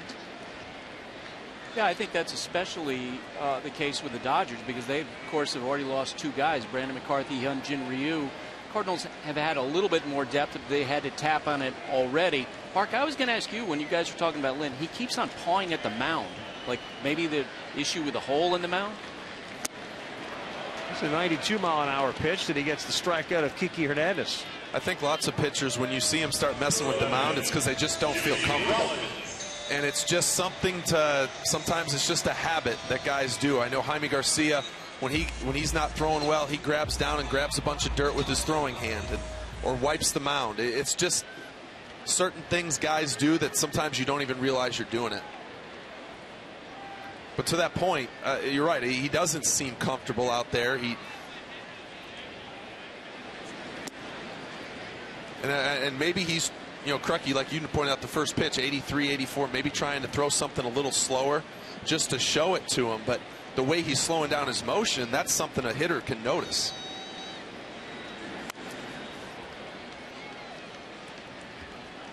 Yeah, you could notice it. But the thing is, he had a lot of movement on the pitches that were slower. And, you know, I mean, how do you argue? He's got a weak grounder to second by Grandal, and he strikes out Kiki Hernandez. Jimmy Rollins flew out to center his first time up. I got to believe that those foul balls on those 2 strikes, I mean, something's got to impact the pitcher. Like he's aware of what's going on. Well, those take a toll on you mentally because those are 2-2, 3-2. Those are big pitches. You're trying to get it out, and you see Lance Lynn throw that pitch kind of slowly walking around the mound. But when you have that many important pitches to make that are getting fouled off, it wears you down mentally. 3-1 to Rollins. Jimmy to right center field. John Jay is over, and he makes the play. Well, whatever he did it well. Nobody seems to be rushing out to check on him. 2-zip through 4.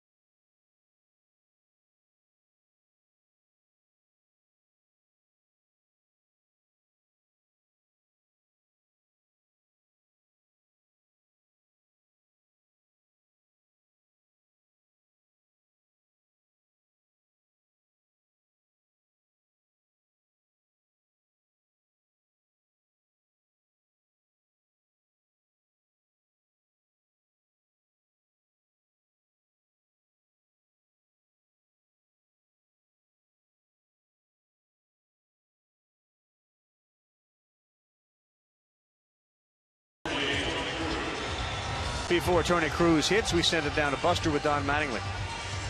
Donnie, when you guys got Justin Turner, he was a utility man. Talk about how his role has progressed as his time has gone along here. Yeah, we kind of got him late in spring the year before this one, and it was tremendous for us last year. We've kind of used him all over the diamond. Really good pinch hitter. He hits right-handed pitching well, so it's an easy guy to put up there when you don't know which way they want to go. And now he's getting to be more of an everyday role. We still try to keep him about 5 days a week. What are you seeing in Zach Greinke tonight? Good. His stuff is good. A lot of pitches. That's the one thing that we are seeing, that he's getting deep into a lot of deep counts. Hopefully we can have a couple of quick innings here. Donnie, thanks. 2 quick strikes to Tony Cruz. 73 pitches for Zach Greinke, who's in a unique situation. The Dodgers too. Greinke has the opportunity to opt out of his contract after this season. He signed for 3 more after, but his contract allows him to opt out. That one right back up the middle. It gets through Greinke, and he's upset he didn't catch it. Exactly. But I'll tell you why he didn't catch it. It came back at him like a changeup. That ball barely made it out to Peterson in center field. This is a slider that Cruz hits right off the end of the bat, and you see Greinke as a pitcher, you go to stab for it because you think it's a line drive that's hit at you so hard, and it just comes off the bat at a different angle. You see, he just whiffed on it. Yeah. Well, if Lance Lynn was hurt, there's no real indication because he's coming to the plate in the 5th inning.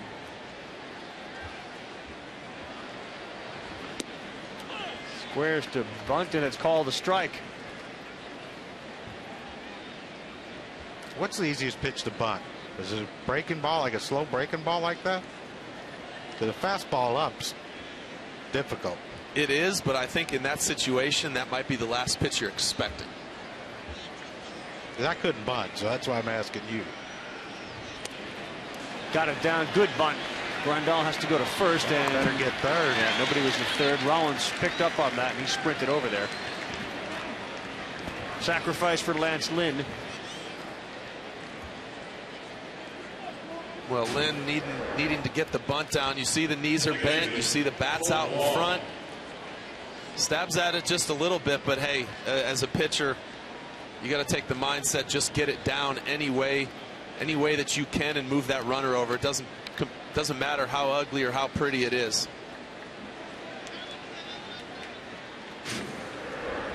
A lot of hitters would take that bunt. It's a pretty good bunt. A lot of hitters can't bunt like that. All right, now Colton Wong, 3rd inning in a row that the Cardinals have had a man in scoring position. They've come up empty the first couple of times as Greinke throws a strike to Wong. They're 0 for 4 with men in scoring position tonight for a team that's made a living this season driving in those runs. I think this is also when Greinke's made some of the best pitches of the night, when he has had a few runners on base. On the ground. 2 men down, tying run to the plate in the form of Matt Carpenter.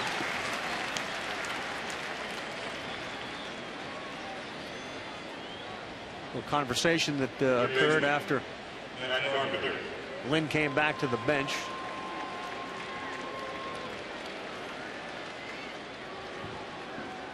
And you don't know if they're discussing what's wrong, or they don't need to get anyone up, because if he goes out and he says, you know what, I can't go, they've got, whatever bullpen guy they bring in has as much time as he wants to get ready. No, that was pretty telling. Mark, he left with the trainer.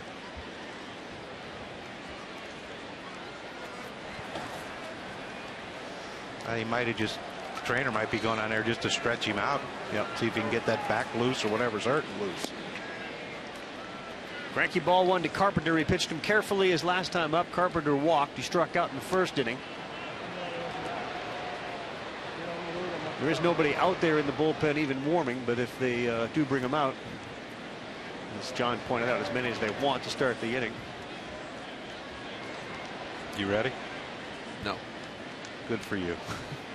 I'm sitting here next to you. Yeah, I don't know how that comeback attempt was for you last year, but really killed your golf game for a while, didn't it? For a little bit it did. It's back though. Just a little bit. Lance Lynn's returned, same way Mulder's golf game has.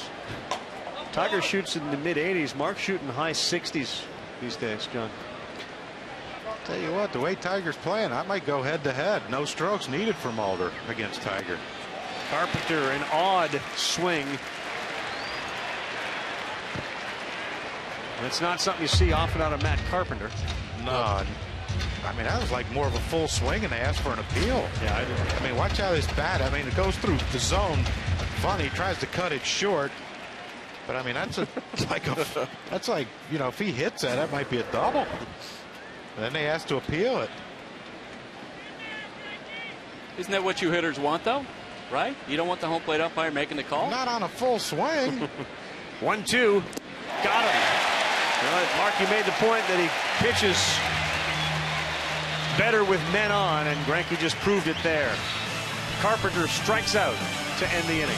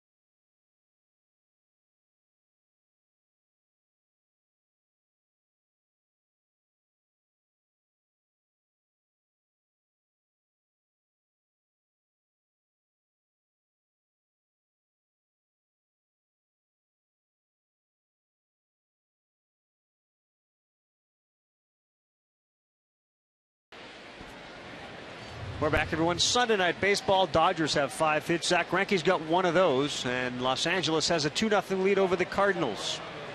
Greinke, Peterson, Puig due up in the 5th.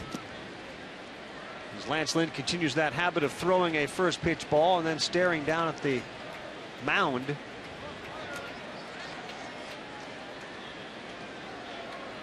If there was any dialogue about any pain or issue, that hasn't been relayed to the bullpen for the Cardinals. And Greinke has got 2 hits tonight.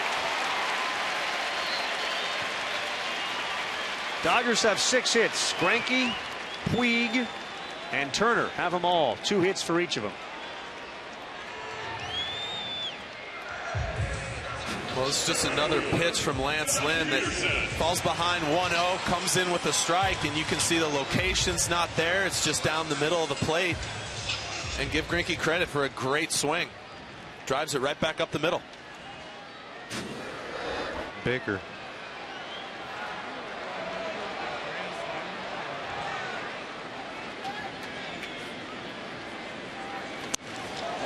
Boy, Jock Peterson almost spun himself into the ground with that swing.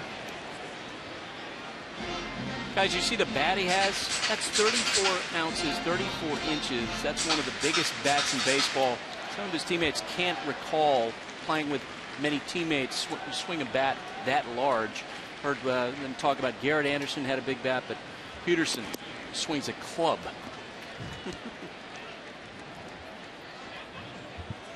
I got one. Jock Peterson model. Says his name right on it. Yeah, 34. I didn't think it felt 34 ounces, but it, you know, it's the weight's distributed because it's not really that thin of a handle.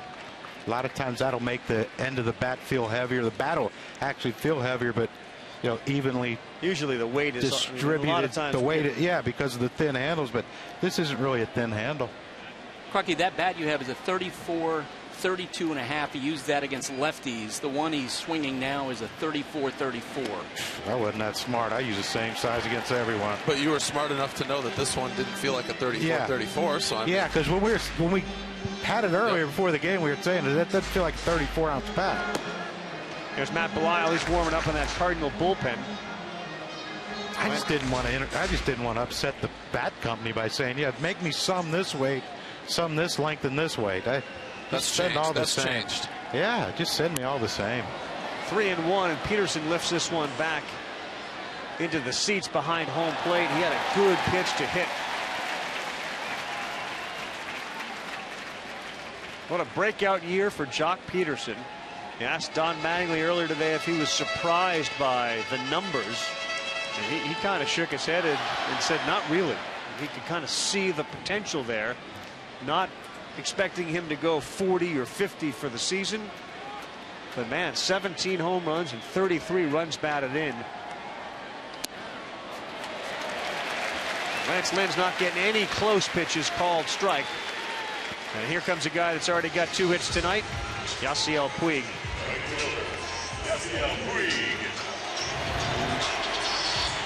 That's what Yasiel does before a game. He's got like 70,000 bats to choose from. Yeah, I mean, it's amazing. Here comes the trainer out to talk to see Lance Lynn while Puig's picking out a bat, But that last pitch that he threw to Peterson was 94 miles an hour. That's the only one he's really thrown besides maybe 90 in the last couple innings. In spring training, he left a game with a strained hip flexor. Not to suggest that's what's going on here, but any injury that he's dealt with this season, that was back in March.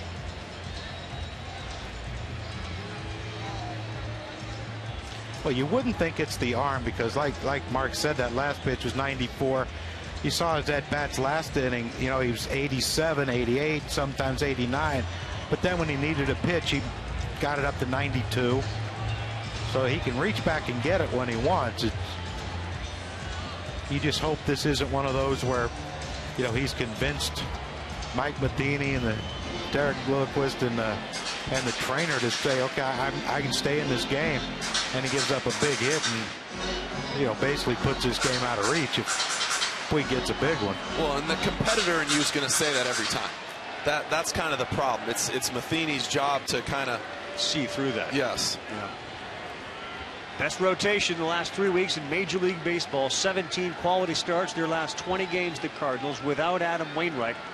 Lance Lynn's in a big spot here with Puig, who swings and fouls back the first one. To that depth issue, they have a lefty, Marco Gonzalez, who's got a shoulder issue. Tyler Lyons and Tim Cooney are options, but their appearances at the top level weren't so great. Jaime Garcia's come back. He's been really good his last 4 starts.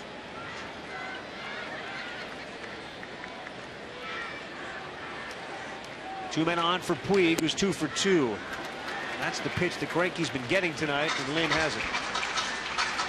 Well, Greinke's been getting swings and misses at that pitch, and the Dodgers really haven't been swinging at that one. Especially Puig, you know, he's usually you know, he's up there as soon as it leaves a pitcher's hand, he's swinging. Shallow center field, second baseman Wong, John Jay calls it and makes the play. Good out, big out for Lance Lynn there.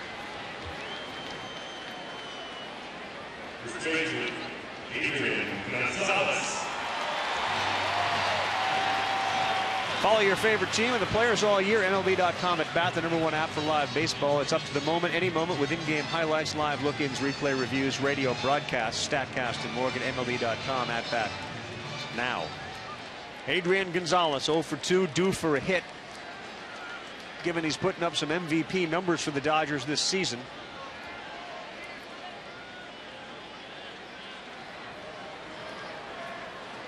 This is the gauntlet for Lance Lynn. Gonzalez jammed. Holiday's got to come quick. 2 men down. 2 big pitches for Lance Lynn. And now the third guy who's got multiple hits tonight. The Dodgers have 6 hits. And 3 guys responsible for all of them. Greinke is on. Puig just flied out. And this guy's got 2. Justin Turner, he's knocked in both runs. Had a big double in the first inning to drive in Puig, and then in the 3rd inning, a 2-out base hit to drive in Greinke, who was on second base, is huge. I mean, Mark will tell you, you think, okay, we're out of this thing, make 1 pitch and we're out, and then Turner busts it up with a base hit to score a run with 2 outs. Man, it's devastating to a team. First one to Turner. Ball 1, 93 miles an hour. Well, there's times the pitcher will just kind of let up. You have first and second, no outs. You start to lock it in mentally. You make those good pitches. You get those 2 outs, and you just kind of, okay, now I'm just 1 more. And then you make that 1 bad pitch. Turner pops it up, and you almost want to applaud for Lance Lynn. You know he's struggling. And they had 2 men on, and he got through it. Puig flies out. Gonzalez flies out. Turner flies out.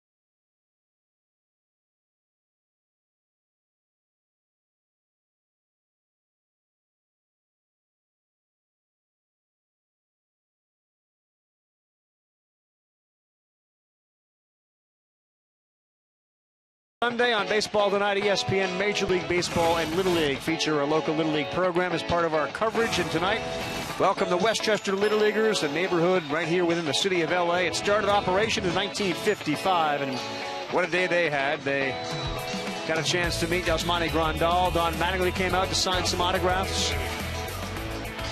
They got a very good youth umpire program as well, which trains players to become umpires starting at the age of 10, those boys right there. They attend the umpiring clinics monthly, on-field training sessions, and they can start umpiring games at age 11. You're always looking for quality umpires. You may as well start them at 10 and get them involved so that on the nights they're not playing, they go down to that field. Oh, I thought you meant kids who can't play. No. The ones that aren't playing on that Wednesday night, on Friday night, they're down there umpiring.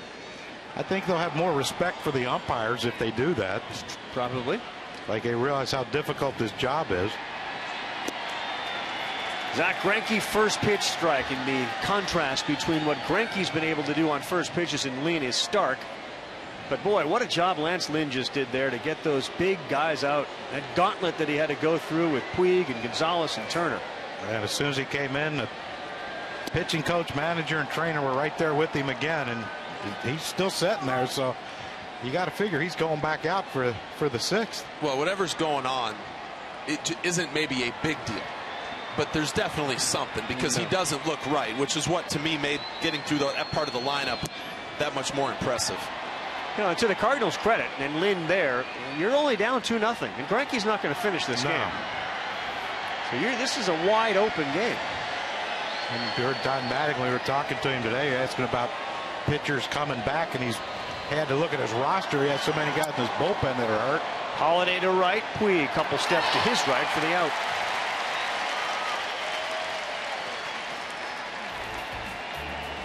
Where are we going next Sunday? Joey Votto's Reds. They're going to be in Chicago, taking on the Chicago Cubs, the friendly confines. Chicago is coming, although given the Cardinals' lead, Pirates' recent surge, they may not be there this year, but we got a good chance to look at one of the most exciting teams in baseball next Sunday at 8. With baseball tonight starting it off at 7 o'clock Eastern Time, ESPN, and watch ESPN. You saw Chris Bryant on the promo there, but that's Anthony Rizzo's team. Yeah. Johnny Peralta, this one to left field with some carry on it. Ethier going back, and it is gone. It's a 2-1 game as Johnny Peralta takes Zach Greinke out of the ballpark.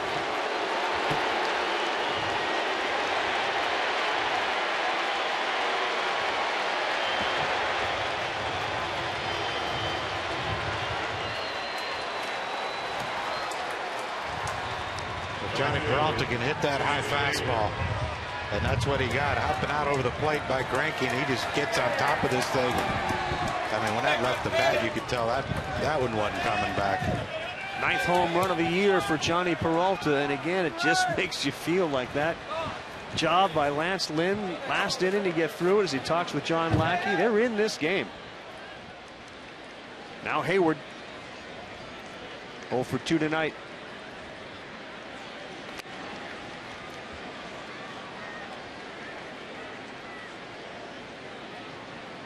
Matt Belisle sat, and now Mitch Harris is up, and he's throwing.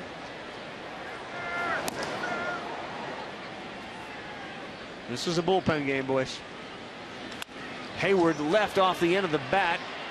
Ethier makes the play.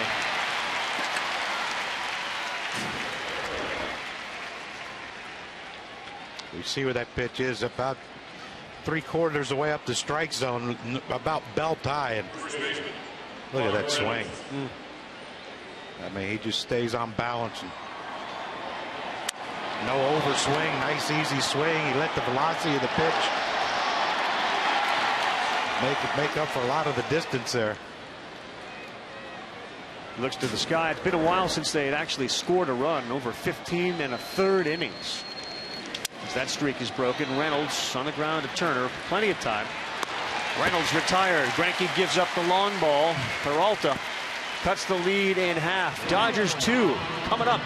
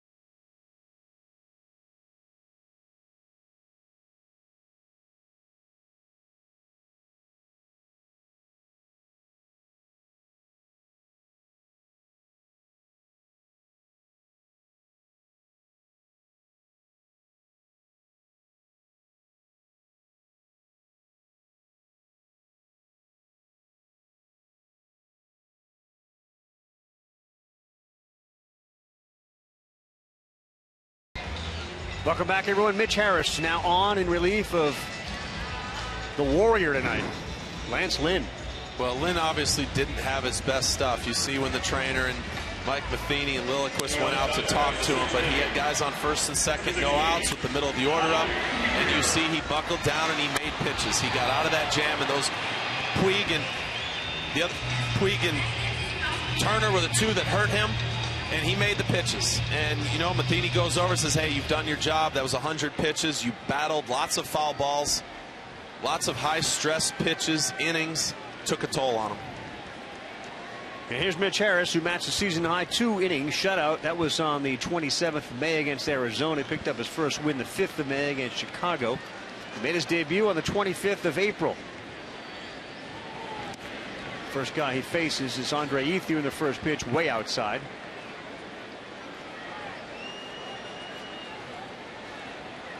Lynn didn't get to that 100-pitch mark. He's 98 when he leaves.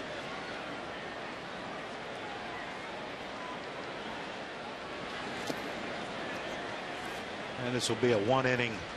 Well, hopefully he gets through the inning. And for Mitch Harris, his spot in the order is up third next inning. Unless the first two get on and he bunts him. Yeah. Well, Carlos Martinez gave him a decent start last night. They didn't have to use a lot of the bullpen. One thing the Cardinals pitchers have done is starters, especially recently, have gone pretty deep. You talk about Carlos Martinez, and that the stuff was always there, but would it translate into pitching multiple innings as opposed to coming out of the bullpen? And I think his last few starts he's answered that question. Yeah, his last 4 starts, that guy Carlos Martinez, 3-0 with an 0.33 ERA. It's not bad. I mean, if you like, you know, give me a half run, we win the game. How's that?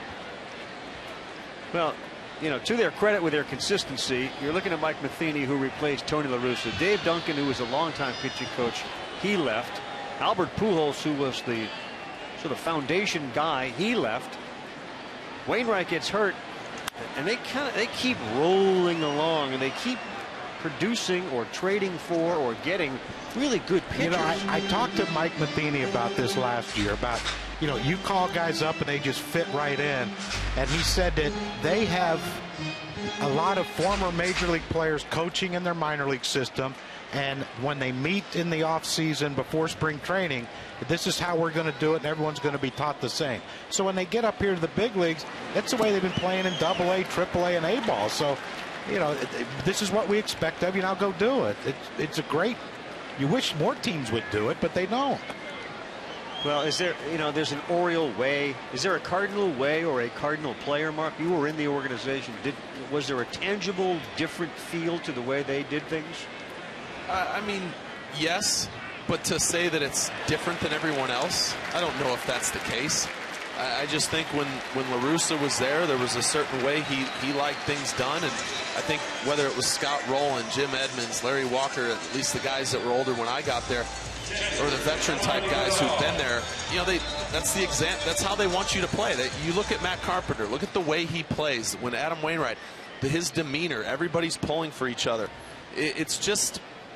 It's 25 guys pulling in the same direction, and I just feel like they're a team of guys that want it as much as anybody else, but they don't change what they're doing as the game goes on. They have a plan, they stick to it. This one right center field and deep. Jay going back, looking up, making the catch on the track, and Yasmani Grandal takes his helmet off in exasperation.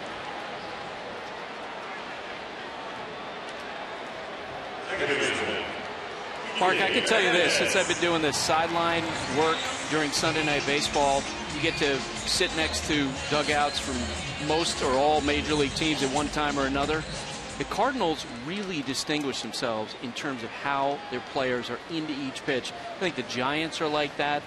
There are other teams as well. But the Cardinals, it seems like every game when you're around their dugout, it just jumps out at you, the intensity. Kiki Hernandez next up. Harris.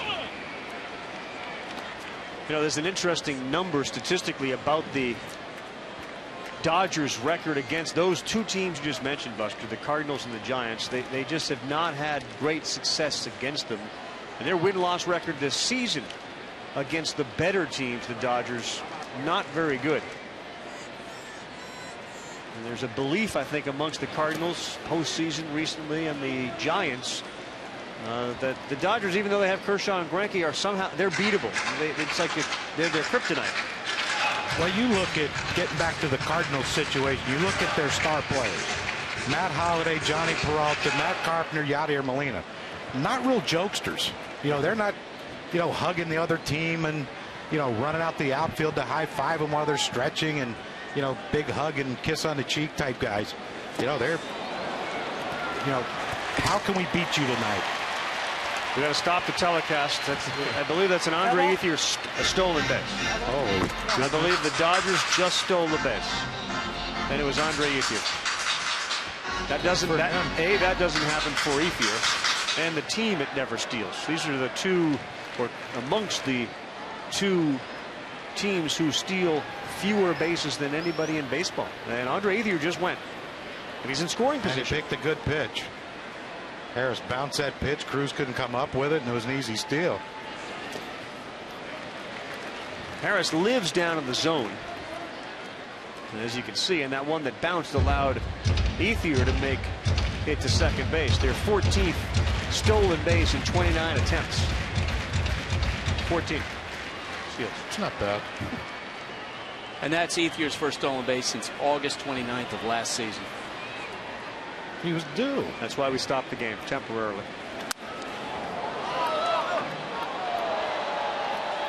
We haven't got a ball hit in the booth yet. I haven't either. Are you expecting one? You want one? I want one. Don't. I do. You do? You I'll don't. protect you. I got you. Yeah. I got long arms. Yeah, but can you catch? I can Shaquille try. O'Neal got long I can arms. I'm try. pretty certain he can't catch. If not, it'll bounce off you. We'll be all right. I just don't want to hurt anyone down below. If it hits me in the stomach and bounces off. Great look at Dodger Stadium. That one not enough for Ethier to steal a second base.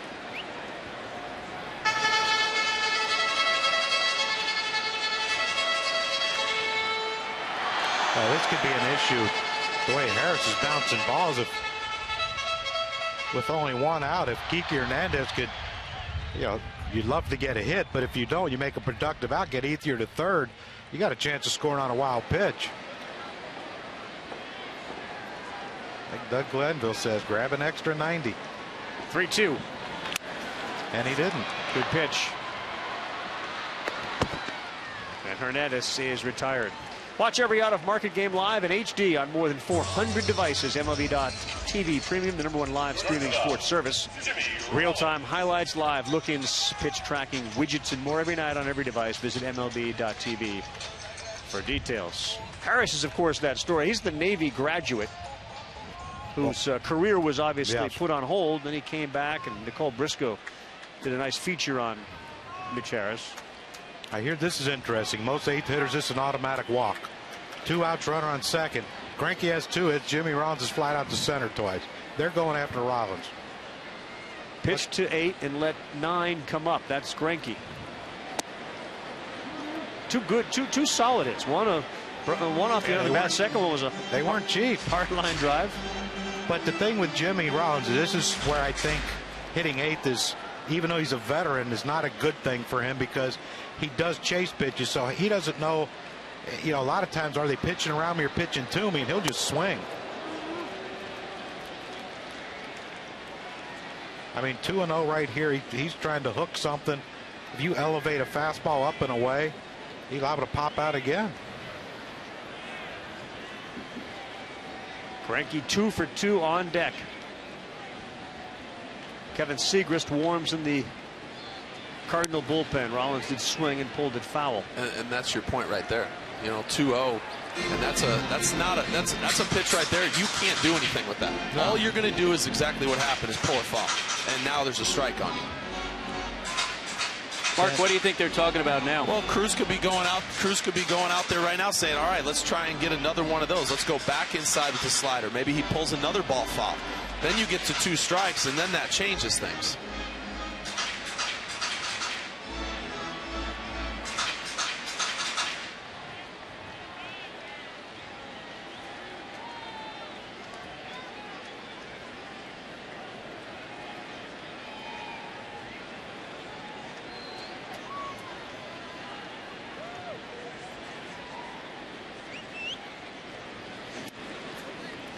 3-1. Doing it without Yadier Molina, of course, tonight. He's getting the night off with Tony Cruz behind home plate, and the trust that the Cardinals pitchers have in Molina, especially at a time like this, 2-1 game. You can't replicate that. Rollins delivers. Ethier coming around third. He's waved. Hayward. Throw home. Howard at home. Ethier gunned down as Cruz put the tag on him, and what a throw by Hayward from right field. They're going to right away go to the instant replay. I wasn't even sure if Ethier hit home. Let's take a look at it. Hayward's getting high fives. They're showing it on the screen here. We get a chance on the screen at home to watch it. Out. Jason Hayward, strong arm, nails Ethier at the plate. We're through 6 on Sunday Night Baseball. It's a 2-1 game.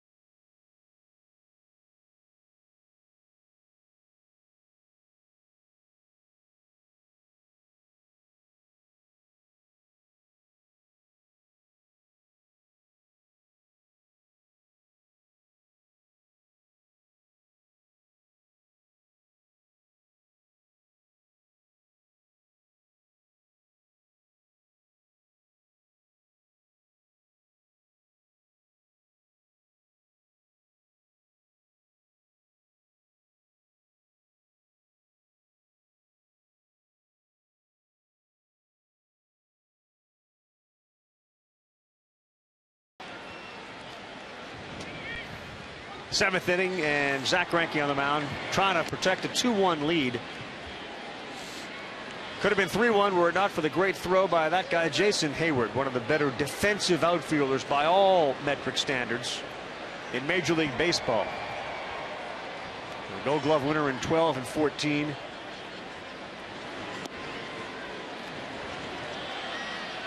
And Greinke rarely has done this, fall behind 2-0.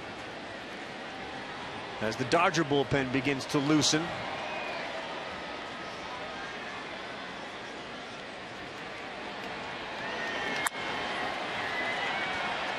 John Jay weak to the center field. Jock Peterson is there for the out.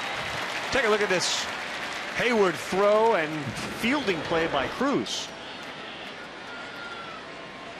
Well, the general rule is if your runner's on third base before the outfielder gets it, you send him, and that was the case here. Ethier was on third base, rounding third base when Hayward got the ball, but he charged it well. Strong throw, great short hop by Tony Cruz too, to be able to short hop that with one hand and make the tag in all one motion. Adam Liberator is now working in the Dodger bullpen. In the hole, no play at all for Jimmy Rollins, who didn't even try to get a glove down. And now the pitcher spot is up, so a pinch hitter. And you wonder if you're going to see Peter Borges to run for Tony Cruz. The Cardinals are carrying 3 catchers now on their roster. You would have to think with 1 out that, you know, their fastest guy, Peter Borges, would be out there to run. Randall Grichuk's having a decent year, and he comes up as the pinch hitter.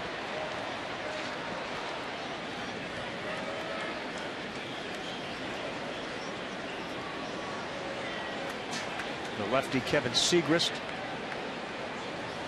The Cardinal bullpen.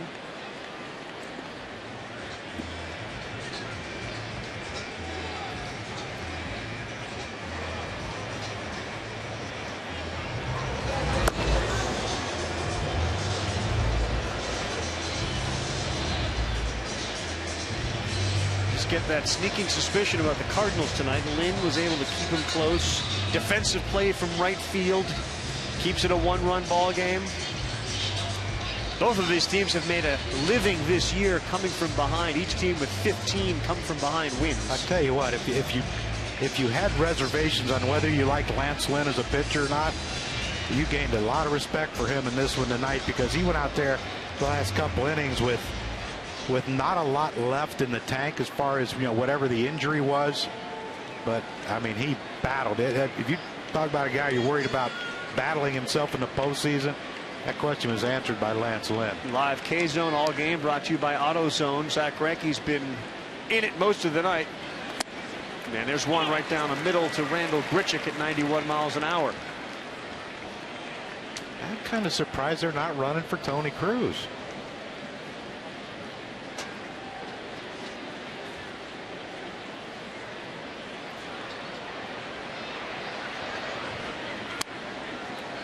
Down to the zone, fouled out of play.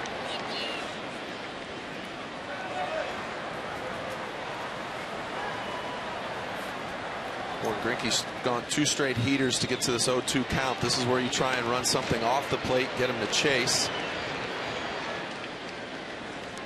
Or maybe elevate a fastball. Grichuk hitting 278 on the season. Doesn't chase.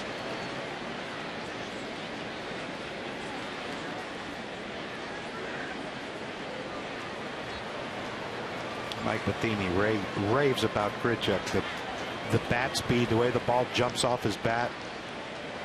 They think that at some point he's going to be a really productive everyday player. Swings and misses at that one, and Greinke gets a big strikeout of Randall Grichuk.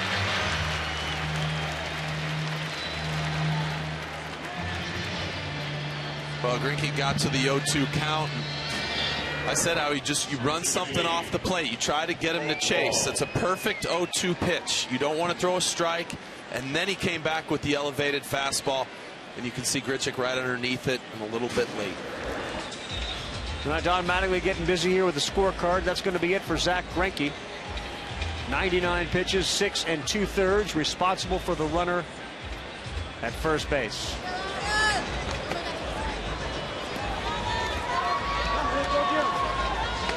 Adam Liberatore stepping through that bullpen door. We'll be back on Sunday Night Baseball.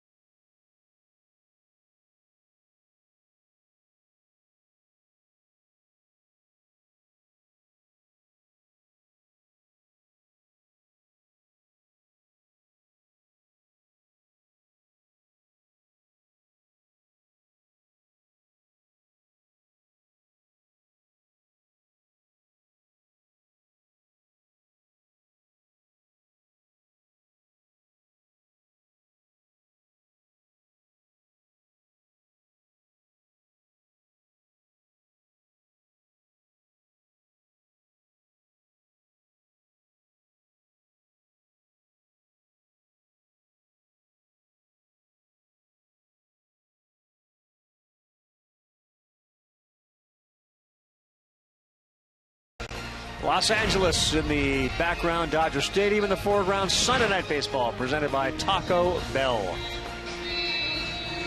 Good game tonight between the two frontrunners in the West and the Central, the Cardinals and the Dodgers. Don Mattingly's double switched. Howie Kendrick has come on to play second base, and he will bat in the 9 spot. He'll lead off the bottom of the 7th inning. Adam Liberatore has appeared in 17 games with an ERA of 2.76. 16 strikeouts, 4 walks. Carl, you mentioned Howie Kendrick, and he, of course, been battling some knee soreness. He was actually available to pinch hit on Saturday. And Don Mattingly told us before the game he thought that this could be a possibility today to get Kendrick back in. So he's getting better and better. And a lefty to face a couple of lefties. Only one is required if he can get an out. Colton Wong and then Matt Carpenter.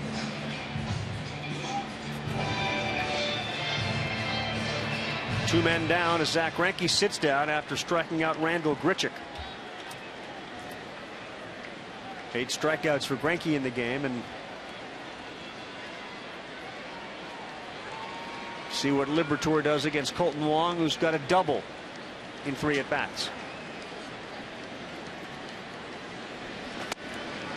Fastball at 92, strike 1.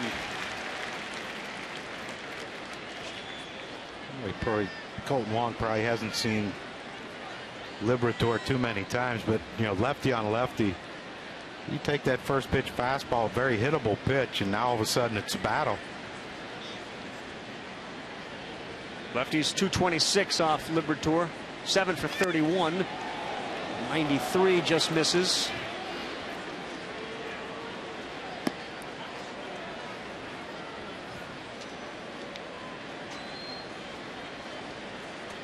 You can see Liberatore both times trying to go inside with those and kind of yanked them back.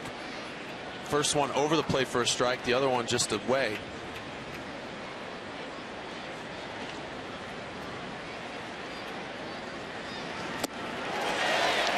Wong late on a fastball. Liberatore's got 1 inning of work against the Cardinals in his career. Did he face Wong? Because this would be a good time if he has a breaking ball to feature it. So you're not looking for a fastball? Well, I mean, he's thrown him three fastballs to get to a 1-2 count, so he hasn't thrown any off-speed pitch.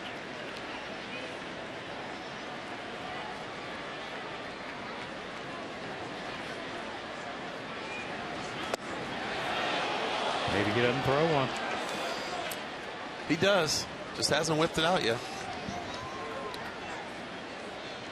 Do you not pinch run for Cruz because you don't want to use Molina tonight at all? Well, but you got Ed Easley's a catcher also on their roster.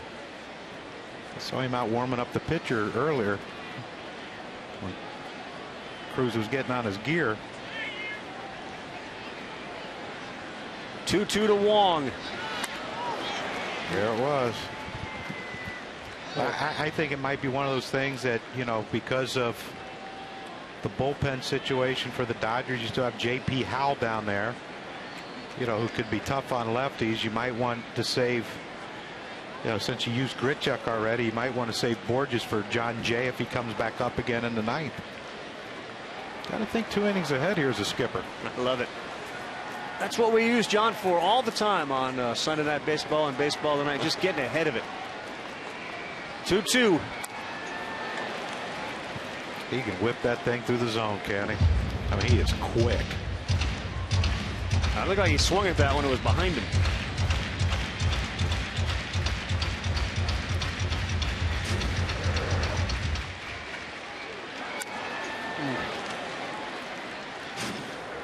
And it's your leadoff guy. Yeah. With a swing like that, it shows just how quick his hands are. 6 homers on the season for Wong. Off-speed pitch and gets him. Equalizer. The 83-mile-an-hour change piece allows the Dodgers to come up in the bottom of the 7th, leading the Cardinals 2-1.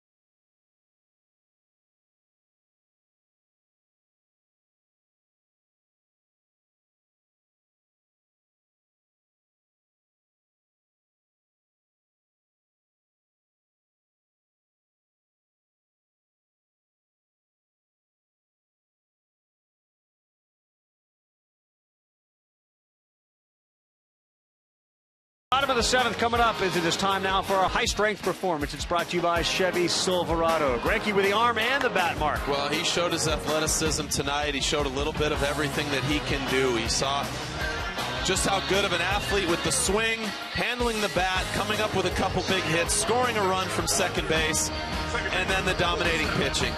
He would have, I'm sure he would have liked to have gone deeper into this game, but the bottom line is he did what the Dodgers needed and pitched a great game for 6 2/3.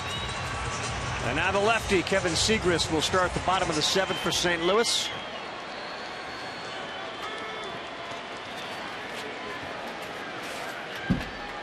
Howie Kendrick in that double switch leads off.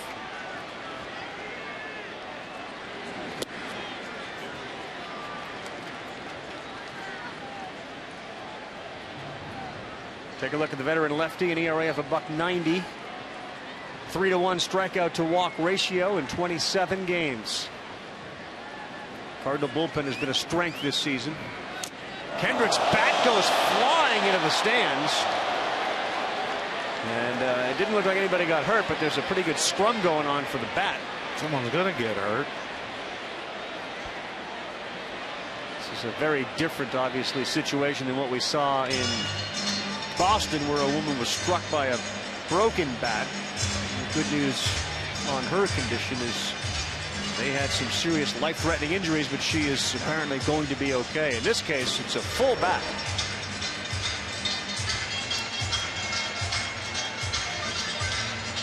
That bottom hand slipped off the bat, and once it does, the top hand couldn't control it anymore. Must have had a lot of pine tar because they can't figure out how to get it out of their hands there. Did that ever happen to you, where you lost one that far? I mean, that's a hefty throw. Yeah, that's a long way, but you don't see many go that far. No. You know, you wonder when they're going to put netting up. You know, at least down to the end of the dugouts for broken bats, because that one probably was clearing the net. No, that would have hit it. Think? Yeah, look how high the net is behind home plate. I mean, that's a high. That's high. If you toss a bat that high, you've got a pretty big uppercut.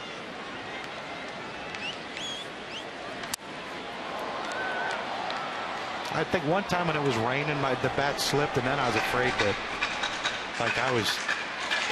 you were afraid to swing because you didn't know if it was coming out again. Right. Golf clubs, that happens. You get really wet. You don't have those gloves. You can't even hold on to it. You ever bury one in the ground on your downswing? Just burn, sticks in the ground. Like a pitched a tuner fork. I've had that happen, man. That's a bad feeling.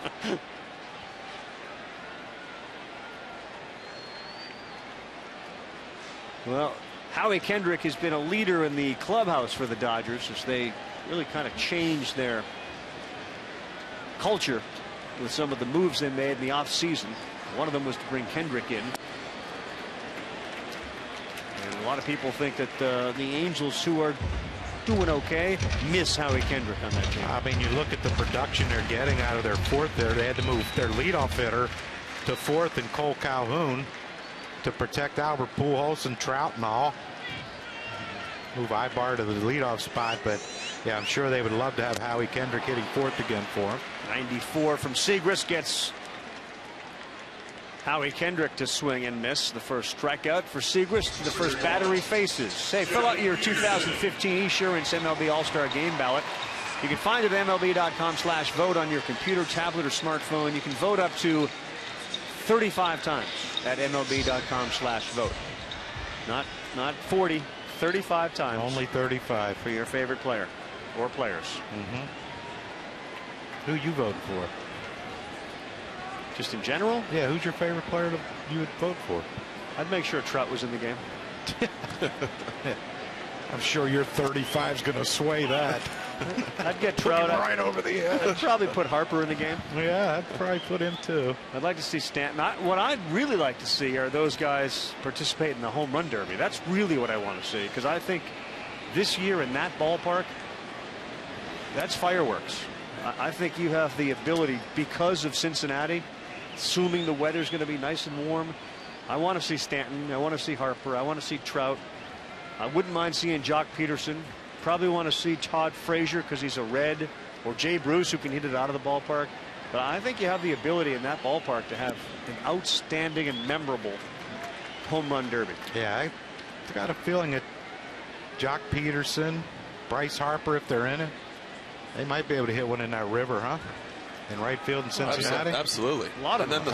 the smoke stacks in center field. See who hits one off there. Right, light another fire out Not that there. they're really trying to go to center field, but Stanton doesn't have to either. Doesn't matter. Funny, this is the guy that's got more home runs of 450 feet than anybody. Second now. Stanton just hit one 490 or whatever. It's Peterson's turn. He took Segrist out earlier this year. Oh, Jock. Not too quick. Yeah, that's usually doesn't bode well in the umpires' feelings toward a rookie.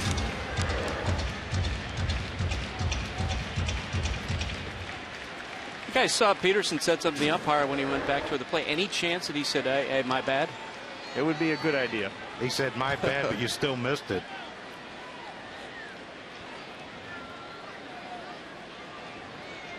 I mean, the pitch was away. Called a strike, but. See if he expands the strike zone now, having seen that one go by him. 3-2. Called strike 3, and Jock Peterson.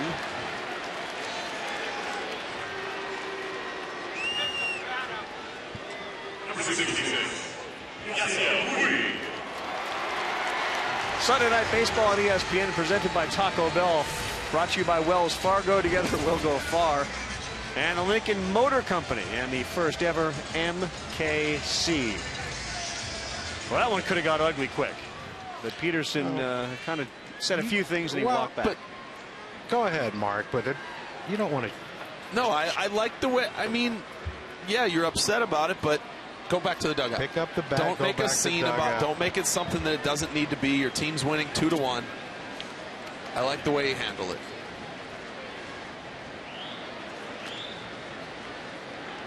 I agree 100%. He did it the right way. Why? Why, guys? He didn't say anything. You're a young player, you know, and you know this with this all K zone and the umpires being graded every night on their pitches in and out of the zone and calls at the bases and bang bang plays and all that stuff. You know, it's a little different than it was when Mark and I played, but you know, when you're a rookie and you say something to an umpire. Well, he said something, but did he not? He wasn't doing it demonstratively. No. And you don't know what he said. He might have just said, you know, hey, I thought that pitch might have been away. Right.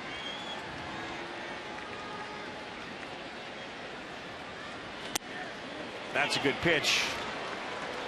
1-2. Here's the at bat to Peterson that just ended. Yeah, here's the two strike pitch that he.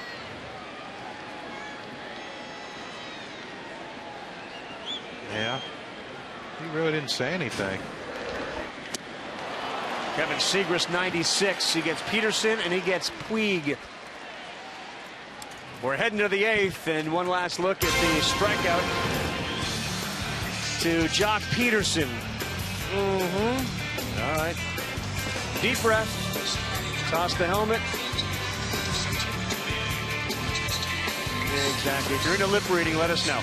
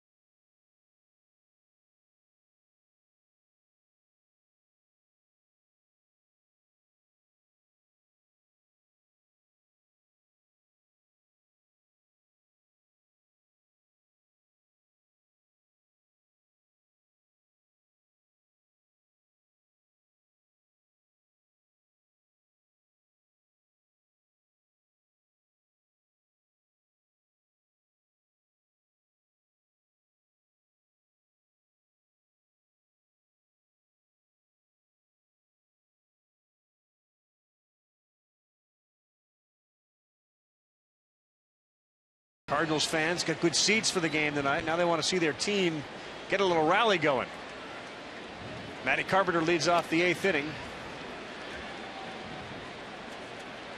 And Liberatore pitching his 2nd inning. Carpenter's been on base once with a walk.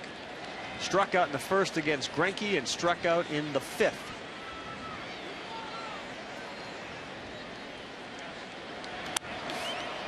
Jam there. Remember last night he got drilled by a Kershaw pitch on his right tricep area. Yes. He had said if it was bone, it would have been really bad. Yeah. Well, normally it is. You get hit in the muscle and can absorb some of that impact, but you know he had to leave the game because of swelling. And I'm sure he ran through treatment when they took him out of the game from the 3rd inning on. I'm sure they went to his room with the, you know, that stim machine that tries to pump the blood out of the area or the swelling out of the area.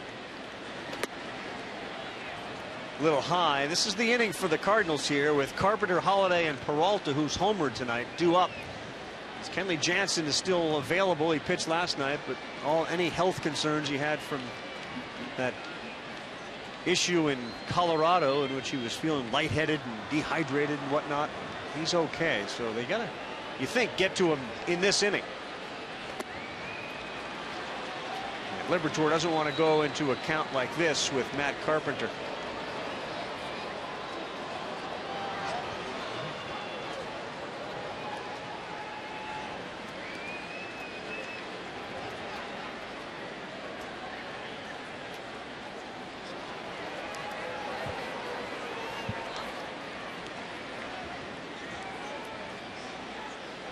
Kenley Jansen there. Juan Nicasio, you saw earlier, stretching, limbering those legs up.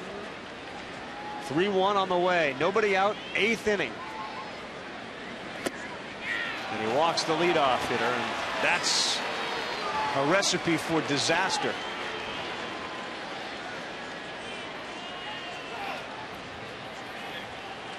Ready? 7. Holiday. Assume a pitching change coming. Holiday knows it. Everyone in the ballpark knows it.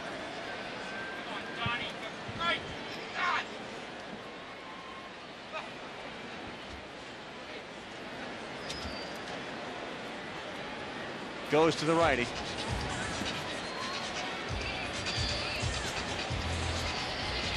Leadoff man is on for the Cardinals with Holiday coming up. Johnny Peralta and his home run in the hole.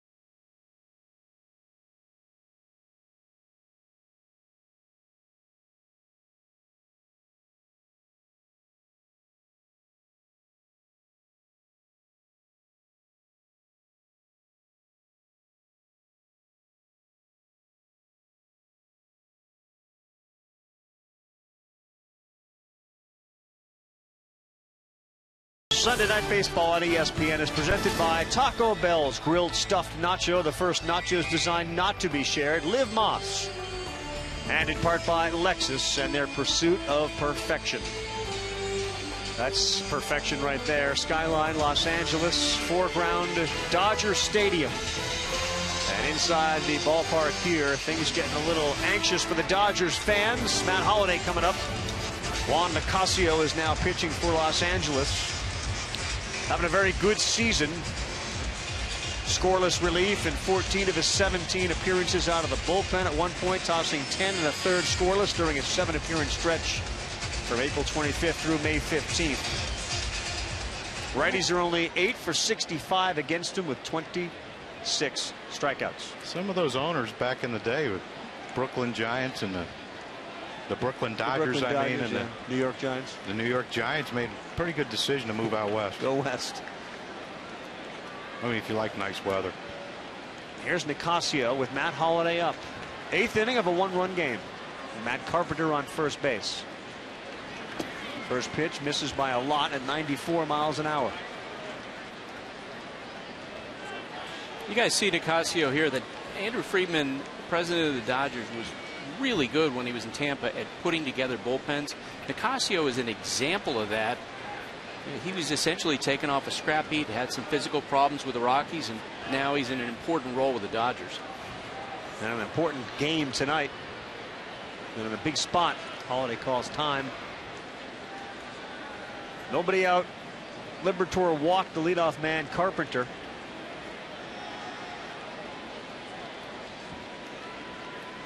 And we talked about all the Cardinals being on the top step. The Dodgers are in that same situation now. They're all up watching.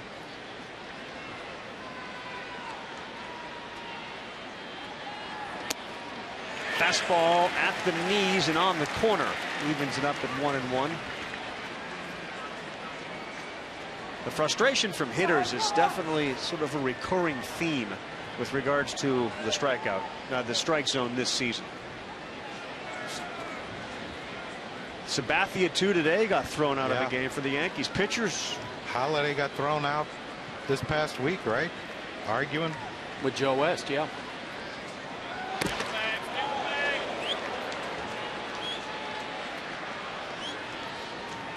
Well, I think the hitter's frustration just comes from inconsistency of a floating strike zone at times. It's supposed to be consistent. Well, some umpires have bigger ones, some have smaller, some call more pitches up, some call down. And when it's different every single night, it can become frustrating, I'm sure. 1-1. Same spot. He liked it even less that time. You got to figure right here, if he can throw another one in that same spot, he's got a good chance of either getting a strikeout or, well, the thing with Matt is he's pretty good at hitting the ball the other way. He could hit that hole right there. I don't know, Carpenter go first to third on Puig's arm. Live K-Zone all game brought to you by AutoZone. We've seen 2 in the lower outside part of the zone, setting up inside. Throw over to first. Carpenter is back. Why do catchers do that? When you're going to throw over, they give you the sign to throw over, and then they move inside. I think it's in case you, as the hitter, turns around and looks to try to see a location. Maybe maybe it's not called from the catcher, so maybe let's just say the pitcher decides to throw over on his own. Well, if you, as the hitter, turn around and look back at the catcher, you see him set up inside.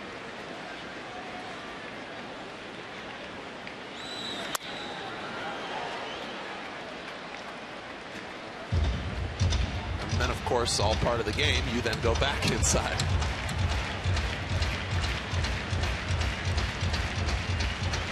Well, Matt Holliday is a traditional home run threat, though this year that power has not yet been there with only 3 home runs. Well, you look at the big difference, the way they're playing him in the outfield. Jock Peterson is basically playing him like a left-handed pull hitter. Doesn't think he's going to pull the ball against Nicasio. Set up way outside. And Holliday shoots it into the corner and right. Puig can't cut it off. It gets through. A tying run scores. Holliday to third. And he's there with 1 out. May have been a case where Puig looked to see where Carpenter was, and the ball got by him. And we're tied at 2. Well, he's not hitting a lot of home runs, but he's been pretty clutch for the St. Louis Cardinals. I mean, he got 2 pitches down in a way that he didn't think were strikes. He didn't like them. Then he gets another when he shoots it down the line, and that wasn't. I mean, that was just a whiff by Puig. And you watch his ball; he gets over in plenty of time. He really didn't take a great angle. He ran straight over to it instead of taking an angle to get him, to play it off the wall. If he plays it off the wall at second and third, he tried to get it to try to keep Carpenter to single. That's what it was. I thought he tried to field that and then be able to spin and throw instead of making sure he got the ball first. Peter Borges has gone into pinch run at third base. Holiday out. Sacrifice fly would give the Cardinals the lead. Nobody out after that leadoff walk. Peralta, Hayward, Reynolds due up. Fastball down the middle at 93. Do you find it interesting here with no outs, Nicasio's pitching from the windup? I mean, if I'm Borges, I'm getting a bigger lead than what he has. I mean, he can get way out. Look how close he is. He can get as far off as Turner is away and then get a great walking lead. He's not getting either. Called strike two. Peralta questioning the home plate umpire. A lot of questions for Lance Barrett tonight. I'm sure they're not getting the answers they want from him. Yeah. Of course, there's not many that will tell you I missed that one. They ruled out a double, no RBI for Holiday. 0-2. Peralta's just trying to get the ball elevated to the outfield. Anything mid to deep is going to score Borges. Yeah, well, that's speed, absolutely. I just wish Borges would get off a little more, as a third baseman. I mean, you see where Turner's playing. He's probably good 8-10 feet from the base. You can get an 8 to 10 foot lead because Nicasio's from the stretch. And as soon as he brings his left leg back, you can get more. Infield is in. Peralta spoils another one.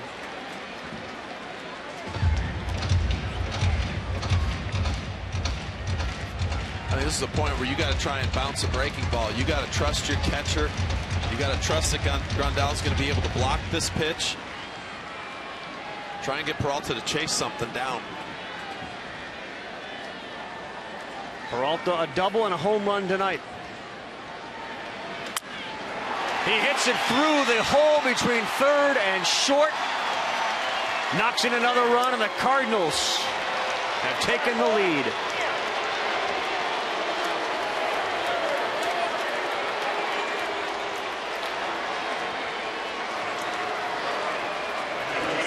Three hits for Johnny Peralta. 3 hits for Johnny Peralta, and yes, he hit breaking balls off Greinke for the double and for the home run. Looked like a hard slider, but you got to go back out there and throw something off speed. You can't just continue to throw fastball after fastball for fastball to a veteran run-producing hitter like Johnny Peralta. Even though he didn't hit it hard, you got to throw something to change it up a little bit. As we watch now the meeting on the mound, you got to go back to what Lance Lynn did in that inning to keep this team close, keep the game close. You knew Greinke was coming out, and now they have the lead. You can almost feel this coming. Well, one of the best things for a starting pitcher is when you go out there and you can keep your team in it. And you give them stat-wise, it wasn't a quality start, but this was a quality start. He did not have his best stuff. There was obviously something going on later in the game with him, but he still was able to make the pitches when he needed to. Yeah, and how about the play by Jason Hayward? Tony Cruz cuts down a run at the plate, keep it at 2-1. And a leadoff walk to start this inning. Yeah, that's usually the signs that it could get ugly this inning when you walk the leadoff hitter. Nobody out for Jason Hayward.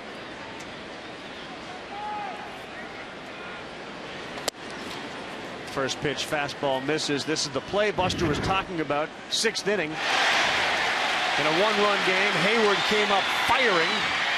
Good scoop by Cruz to tag Ethier. And instead of it being 3-1, it stayed 2-1. Thing is, was where that ball was thrown by Hayward, the scoop took Tony Cruz's glove right into the runner. If it was behind him a little bit, or he had to back up a little bit or move forward, you're looking at Ethier scoring on that play, but the throw took Cruz's glove short hop right into the slide of Andre Ethier. And the difference in the two bullpens tonight as well. Mike Matheny's Cardinal bullpen hasn't given up anything. Hayward Down the line in left. Ethier right at the wall. Did he make the catch? Yes. He reached in, almost appeared to bobble it, but he made the catch for the out. It's got to be a bit of a challenge for Ethier, who's a right fielder, center fielder guy, not a left fielder. No, but you see Ethier, he gets over to the wall, and that's first and foremost for an outfielder. You got to get there. He wasn't running to it. He got there in time. You see him get up against the wall, and then it's just, all right, let's see how far I can reach. Oh, wow. He couldn't. But you saw it when he was running over. He never took his eyes off the ball because of the time of day it is here. You know, that it's dusk and it's hard. If you take your off, and you might not pick it back up.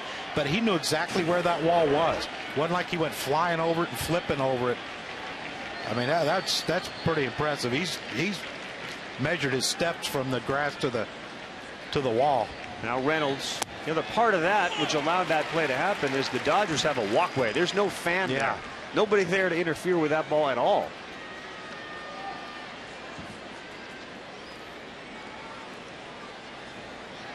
So Hayward retired. Reynolds up.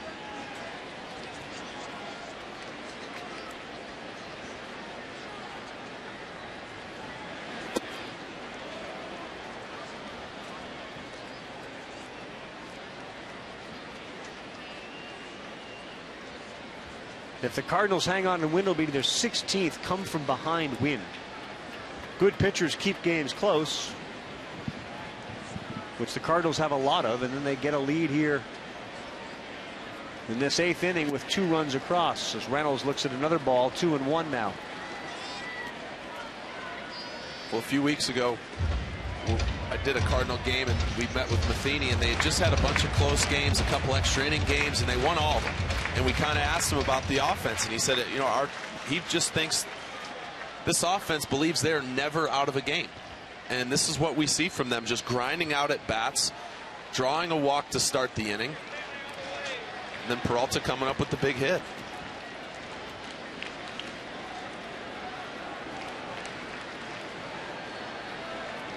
See Lackey and Carpenter and Walker there.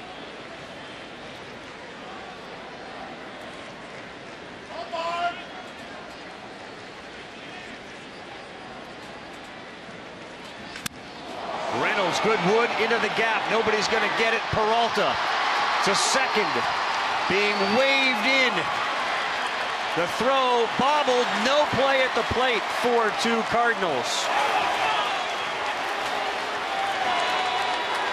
Well, you said this had to be the inning, and it has been for them as they have now got 3 runs across in the 8th inning. Cardinals fortunate right there. The ball skipped off the wall instead of skipping over, guys. Well, this ball was hit more on a line than anything. I don't know how high it was going to bounce, but you watch Jock Jones when he gets the ball. Jimmy Rollins has a great arm, but he misses Jimmy Rollins. And, you know, by the time it's short hop Howie Kendrick, he got past him. Peralta scores easily. Cardinals feeling really good about themselves. Nicasio not so much. Mattingly comes out to make a pitching change.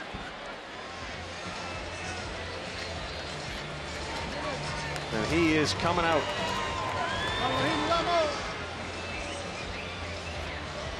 Next pitcher for the Dodgers is Yimi Garcia. Will continue Sunday Night Baseball from Los Angeles with the Cardinals now on top.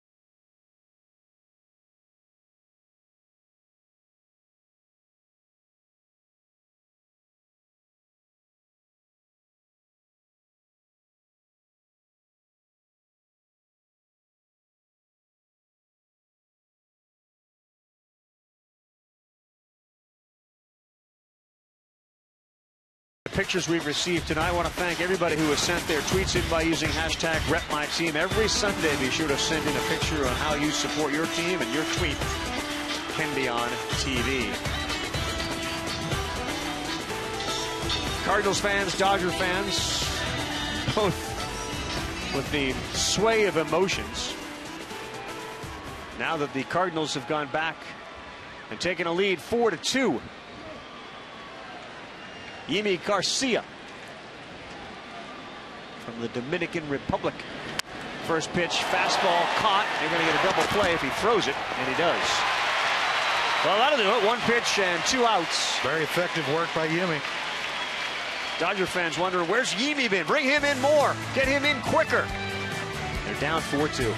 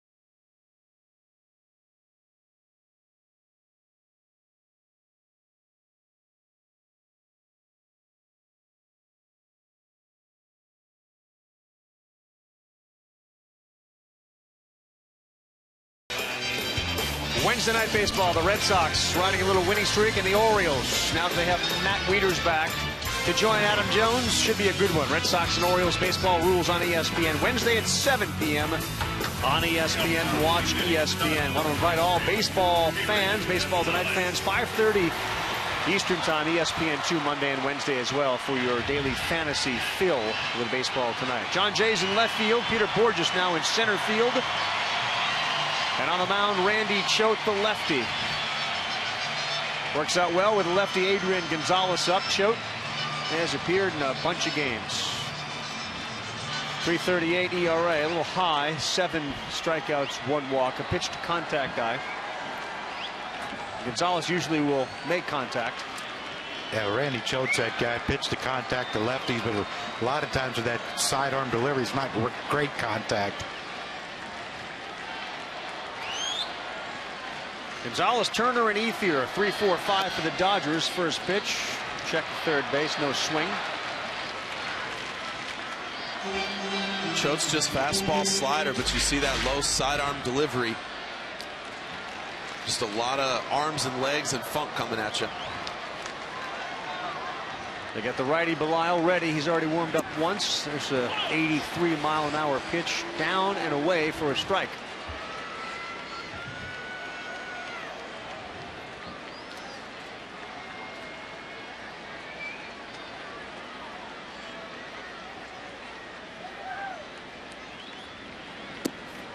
Another one. And Gonzalez doesn't like the call.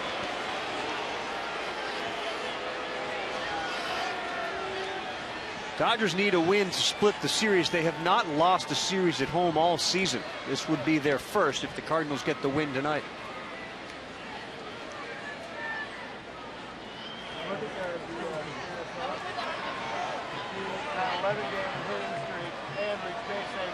Gonzalez 2 for 8 in his career against Choate.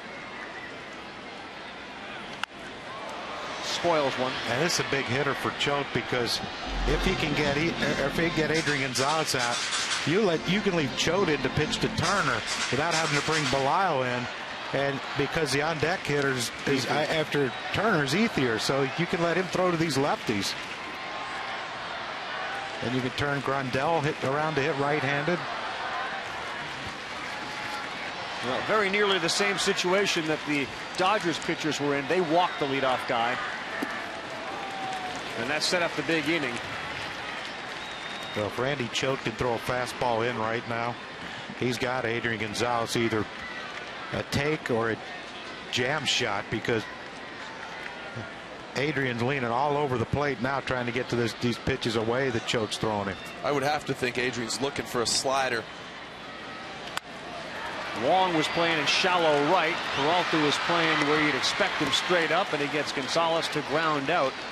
Big out. So Liberatore walks the leadoff Cardinal Carpenter in the 8th inning. It led to the 3 runs. And Choate, who is going to be replaced by Matheny, gets the leadoff guy out. Interesting, because Ethier had been 1 for 10 in his career against Choate, but right now everything that Mike Matheny is doing is working. Choate gets Gonzalez. Justin Turner been on base twice with 2 hits, so face a new pitcher.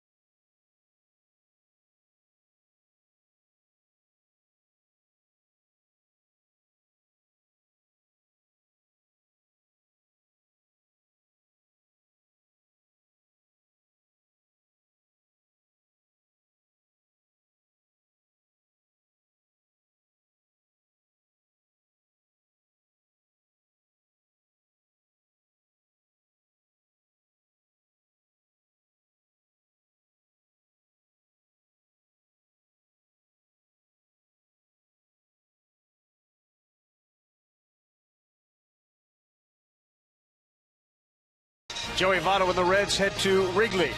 The friendly confines next Sunday at 8 o'clock Eastern Time. Baseball tonight. The Sunday night countdown edition starts at 7. It's presented by Chevrolet. There's baseball rules on ESPN. Reds and the Cubs Sunday at 8. Watch ESPN and on ESPN. Trevor Rosenthal's out there throwing, so it may be 1 batter if Turner gets on. Could be 2 with Ethier coming up for Matt Belisle.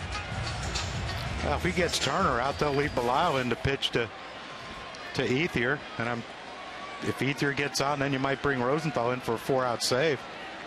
He didn't pitch yesterday, did he?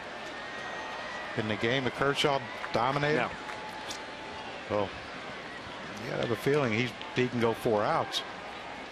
Maybe they didn't feel like Choate's stuff would work against Turner, who's hot on the ground to third. Fielded, and Carpenter with a nice play. So the defense for the Cardinals coming through in a 1-pitch out for Belisle to Turner. Well, that's the difference in a 2-run game and a 1-run game. Well, a 1-run game, you're closer to the line. Made the play tougher on Carpenter, having to go to his right to get this ball. And you got to remember, too, that's the arm he got hit on, so it's got to hurt him a little bit to throw. But it was perfect, and now Ethier. And so far, the Dodgers quietly going here in the 8th inning with the middle of their order. The slider there, and Ethier swings over it.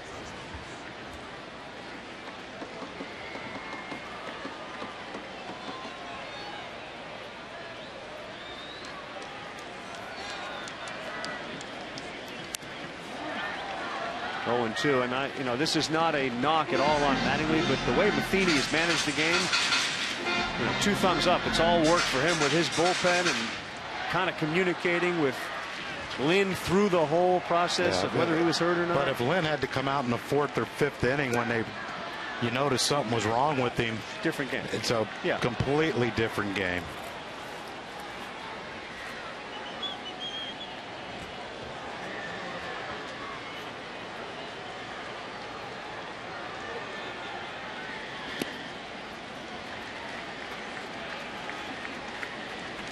Lance Lynn's not, if the Cardinals hold on to win this game, he's not going to get a win, but he gets a win for this one. That's his. You're giving Lynn the MVP? Well, yes. If they win? Yes. 2-2, misses 3-2. Peralta's maybe co-MVP with Peralta.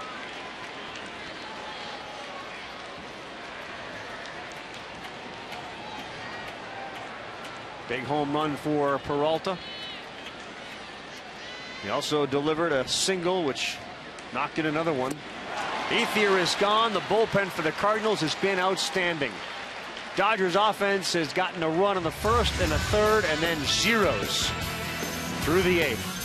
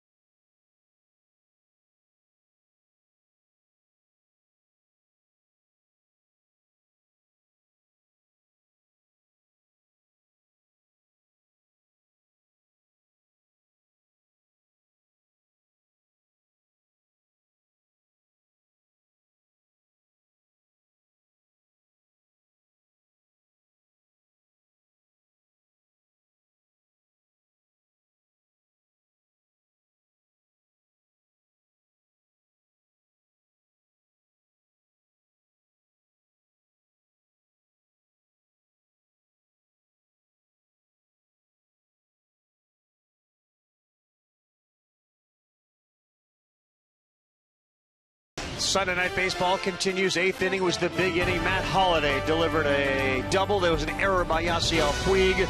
Johnny Peralta a single. And then Mark Reynolds delivered a double of his own. And those hits allowed the St. Louis Cardinals to plate 3 and come from behind after trailing 2-1. Into the 8th inning, they now have a 4-2 lead. Zach Greinke's effort, while not wasted, will not result in anything close to a victory for him. Peralta's been an offensive hero, and that Cardinal bullpen has been super. 3 innings, 4 Ks, and only 1 hit. First pitch swinging. Tony Cruz flies out to left. Look who's pinch hitting for the Cardinals in that pitcher's spot. It's going to be Yadier Molina. Game 2 in the NBA Finals is over. Those of you waiting for SportsCenter, we are 5 outs away from getting you to Kevin Connors and John Anderson, plus live Cavs Warriors post-game coverage from Golden State. It's a 1-1 series now, as the Cavs, without Kyrie Irving, get a victory. They'll have much more on Tiger's lonely round earlier today. He was playing alone Blue Jays Astros in a wild ending. You can currently see SportsCenter on ESPN2. And of course, they will move over to ESPN as soon as our game concludes here. You ever play 18 holes by yourself? Maybe a couple times. Oh. Yadier Molina on the ground. Plenty of time for Turner. Long throw in the dirt, and Gonzalez catches it. As Molina wasn't too interested in running hard down the line.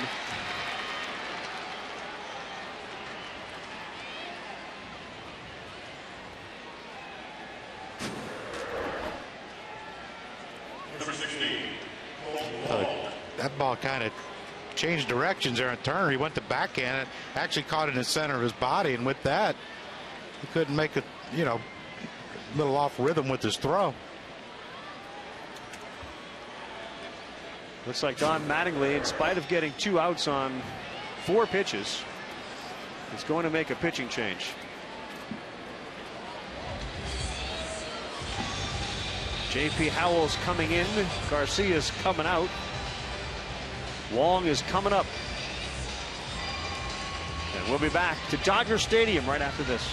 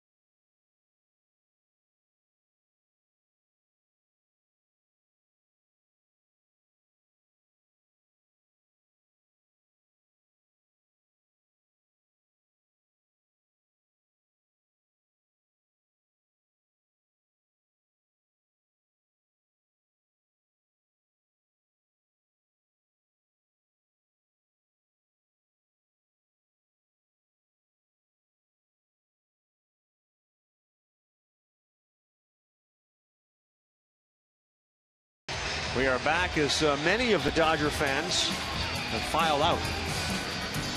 Heading on the 110 south downtown.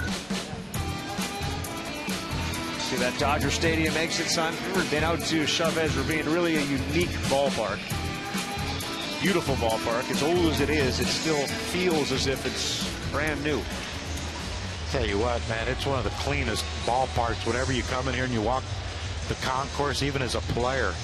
Like, we played night games and day games the next day, and it is spotless. J.P. Howell's going to get a chance to pitch tonight. Don Mattingly, in spite of the fact that Garcia had thrown 4 pitches, retired 3 guys, he brings in the lefty to face Colton Wong.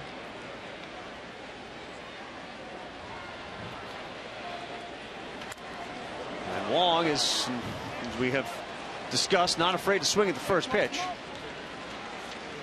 Now, he ain't up there looking to walk.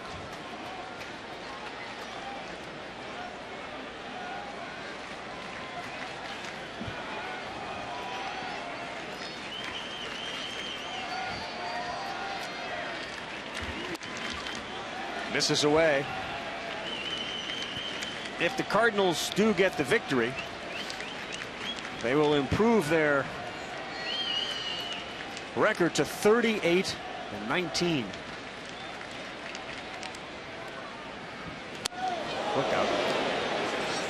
And that's missing their ace. You know, if you think about it, we lose Adam Wainwright for the season. Your first baseman. Matt Adams blows out. We have the best pitching staff in baseball, not even close as far as ERA goes. We don't score a ton of runs, but our run differential's off the charts because we don't give up any. And we're going to be 38-19. Wong, shallow right. Puig got there. The way he was going after it, it didn't appear as if he was going to get there, but he did. And the Dodgers coming up their last 3 chances to try to come back.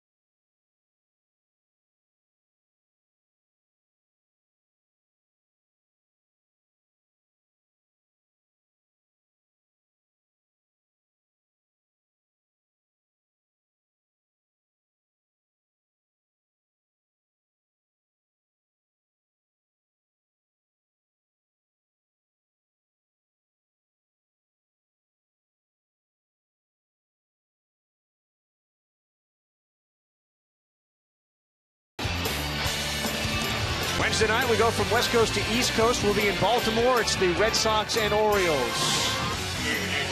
2 teams in the American League East in which it seems like anybody can win. The Yankees have run off 6 in a row. Red Sox, Rays, Orioles, Blue Jays have gotten hot, all chasing. You'll be able to see Boston and Baltimore Wednesday, 7 o'clock Eastern time. Usually you bring in a catcher to catch late. It's not the quality of Yadier Molina. It's a pretty good one to bring in to secure the lead in the 9th. You think? The battery now is Molina and Trevor Rosenthal. Dodgers need base runners. Down by 2. Rosenthal this year is working out of the stretch 100% of the time. Last year, the windup, they think that's what got him in trouble with his command. And now he's simplified everything. He's going from the stretch. He hasn't lost anything on velocity. Then he throws the first one about 8 feet over Yadi's head. Great call there. That's why, John. That's what happens when you try to get out in front of things. Sometimes it runs you over. Exactly. That was better. We're working. Now he's back. But that's the thing. You're Grindel, right? You're down 2. He throws the first pitch 8 miles high, and the next one you swing at a borderline pitch. Hey, whatever happened to taking a strike, in this situation until you're the tying run? 97 just looks too good.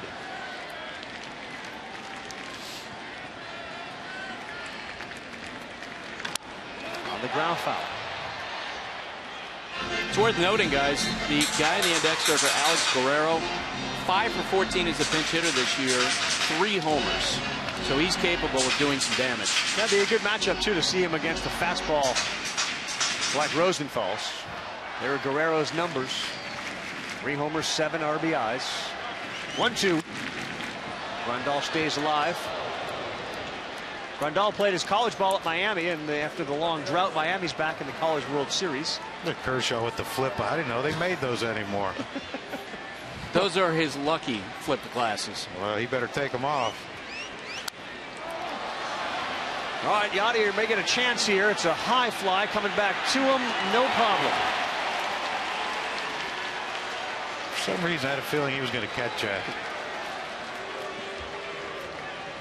So Grindal retired.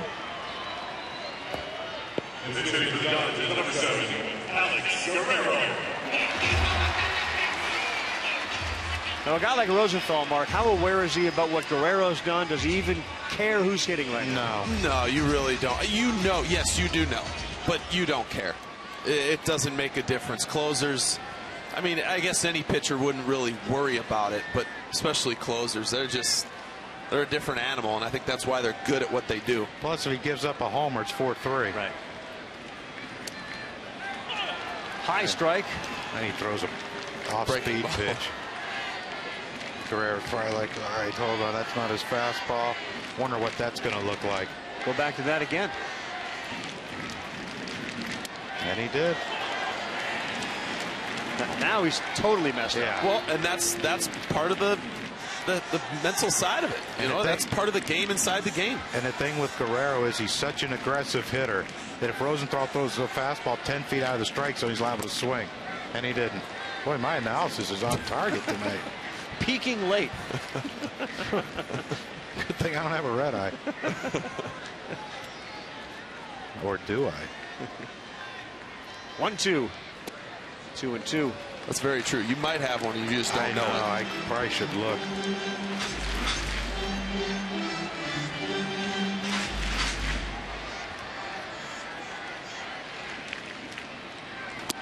Swing and a miss, and Guerrero is gone. 2 men down.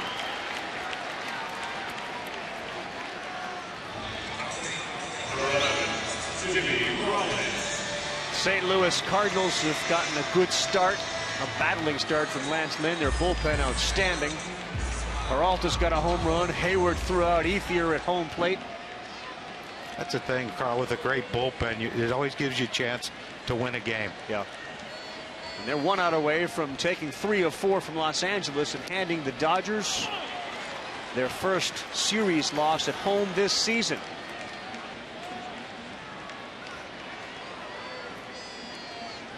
Night after Kershaw was so dominant, Greinke was good, but not good enough.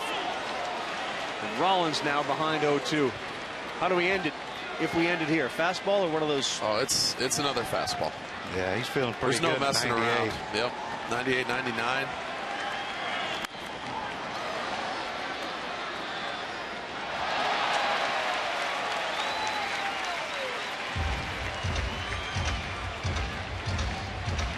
Standing ovation.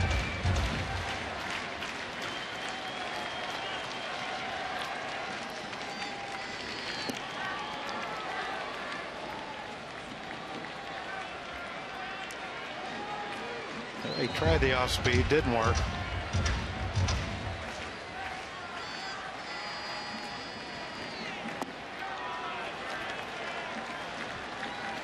I think that's enough playing around. But that's a changeup for Rosenthal that can be a great pitch. You just got to throw it down over the middle of the plate. 2-2 to Rollins. Fouls another one off.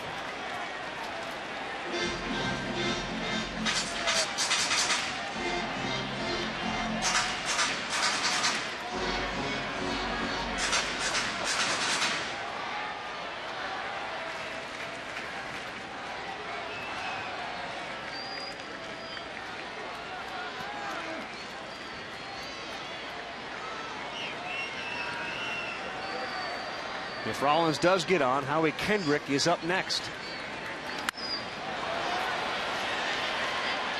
That's 100 miles an hour, and Rollins able to foul it off. I don't know about you guys, but I don't think I've seen this many foul balls in one game. Been a lot. We have had a lot of foul balls.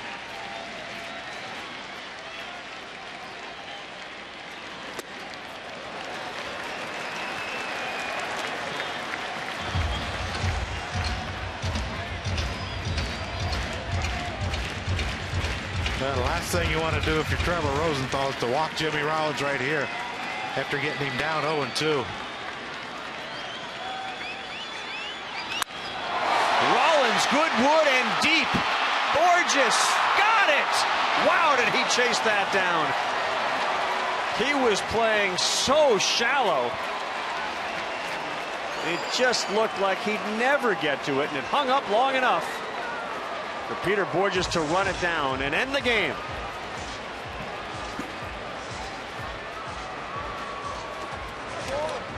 The St. Louis Cardinals rally with 3 runs in the 8th inning.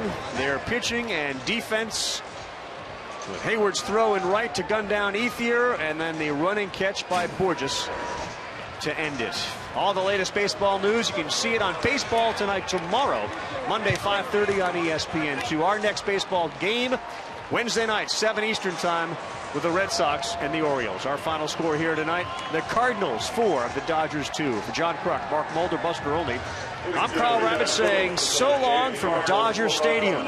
Sports Center is next in 15 seconds. Fans were reminded Dodgers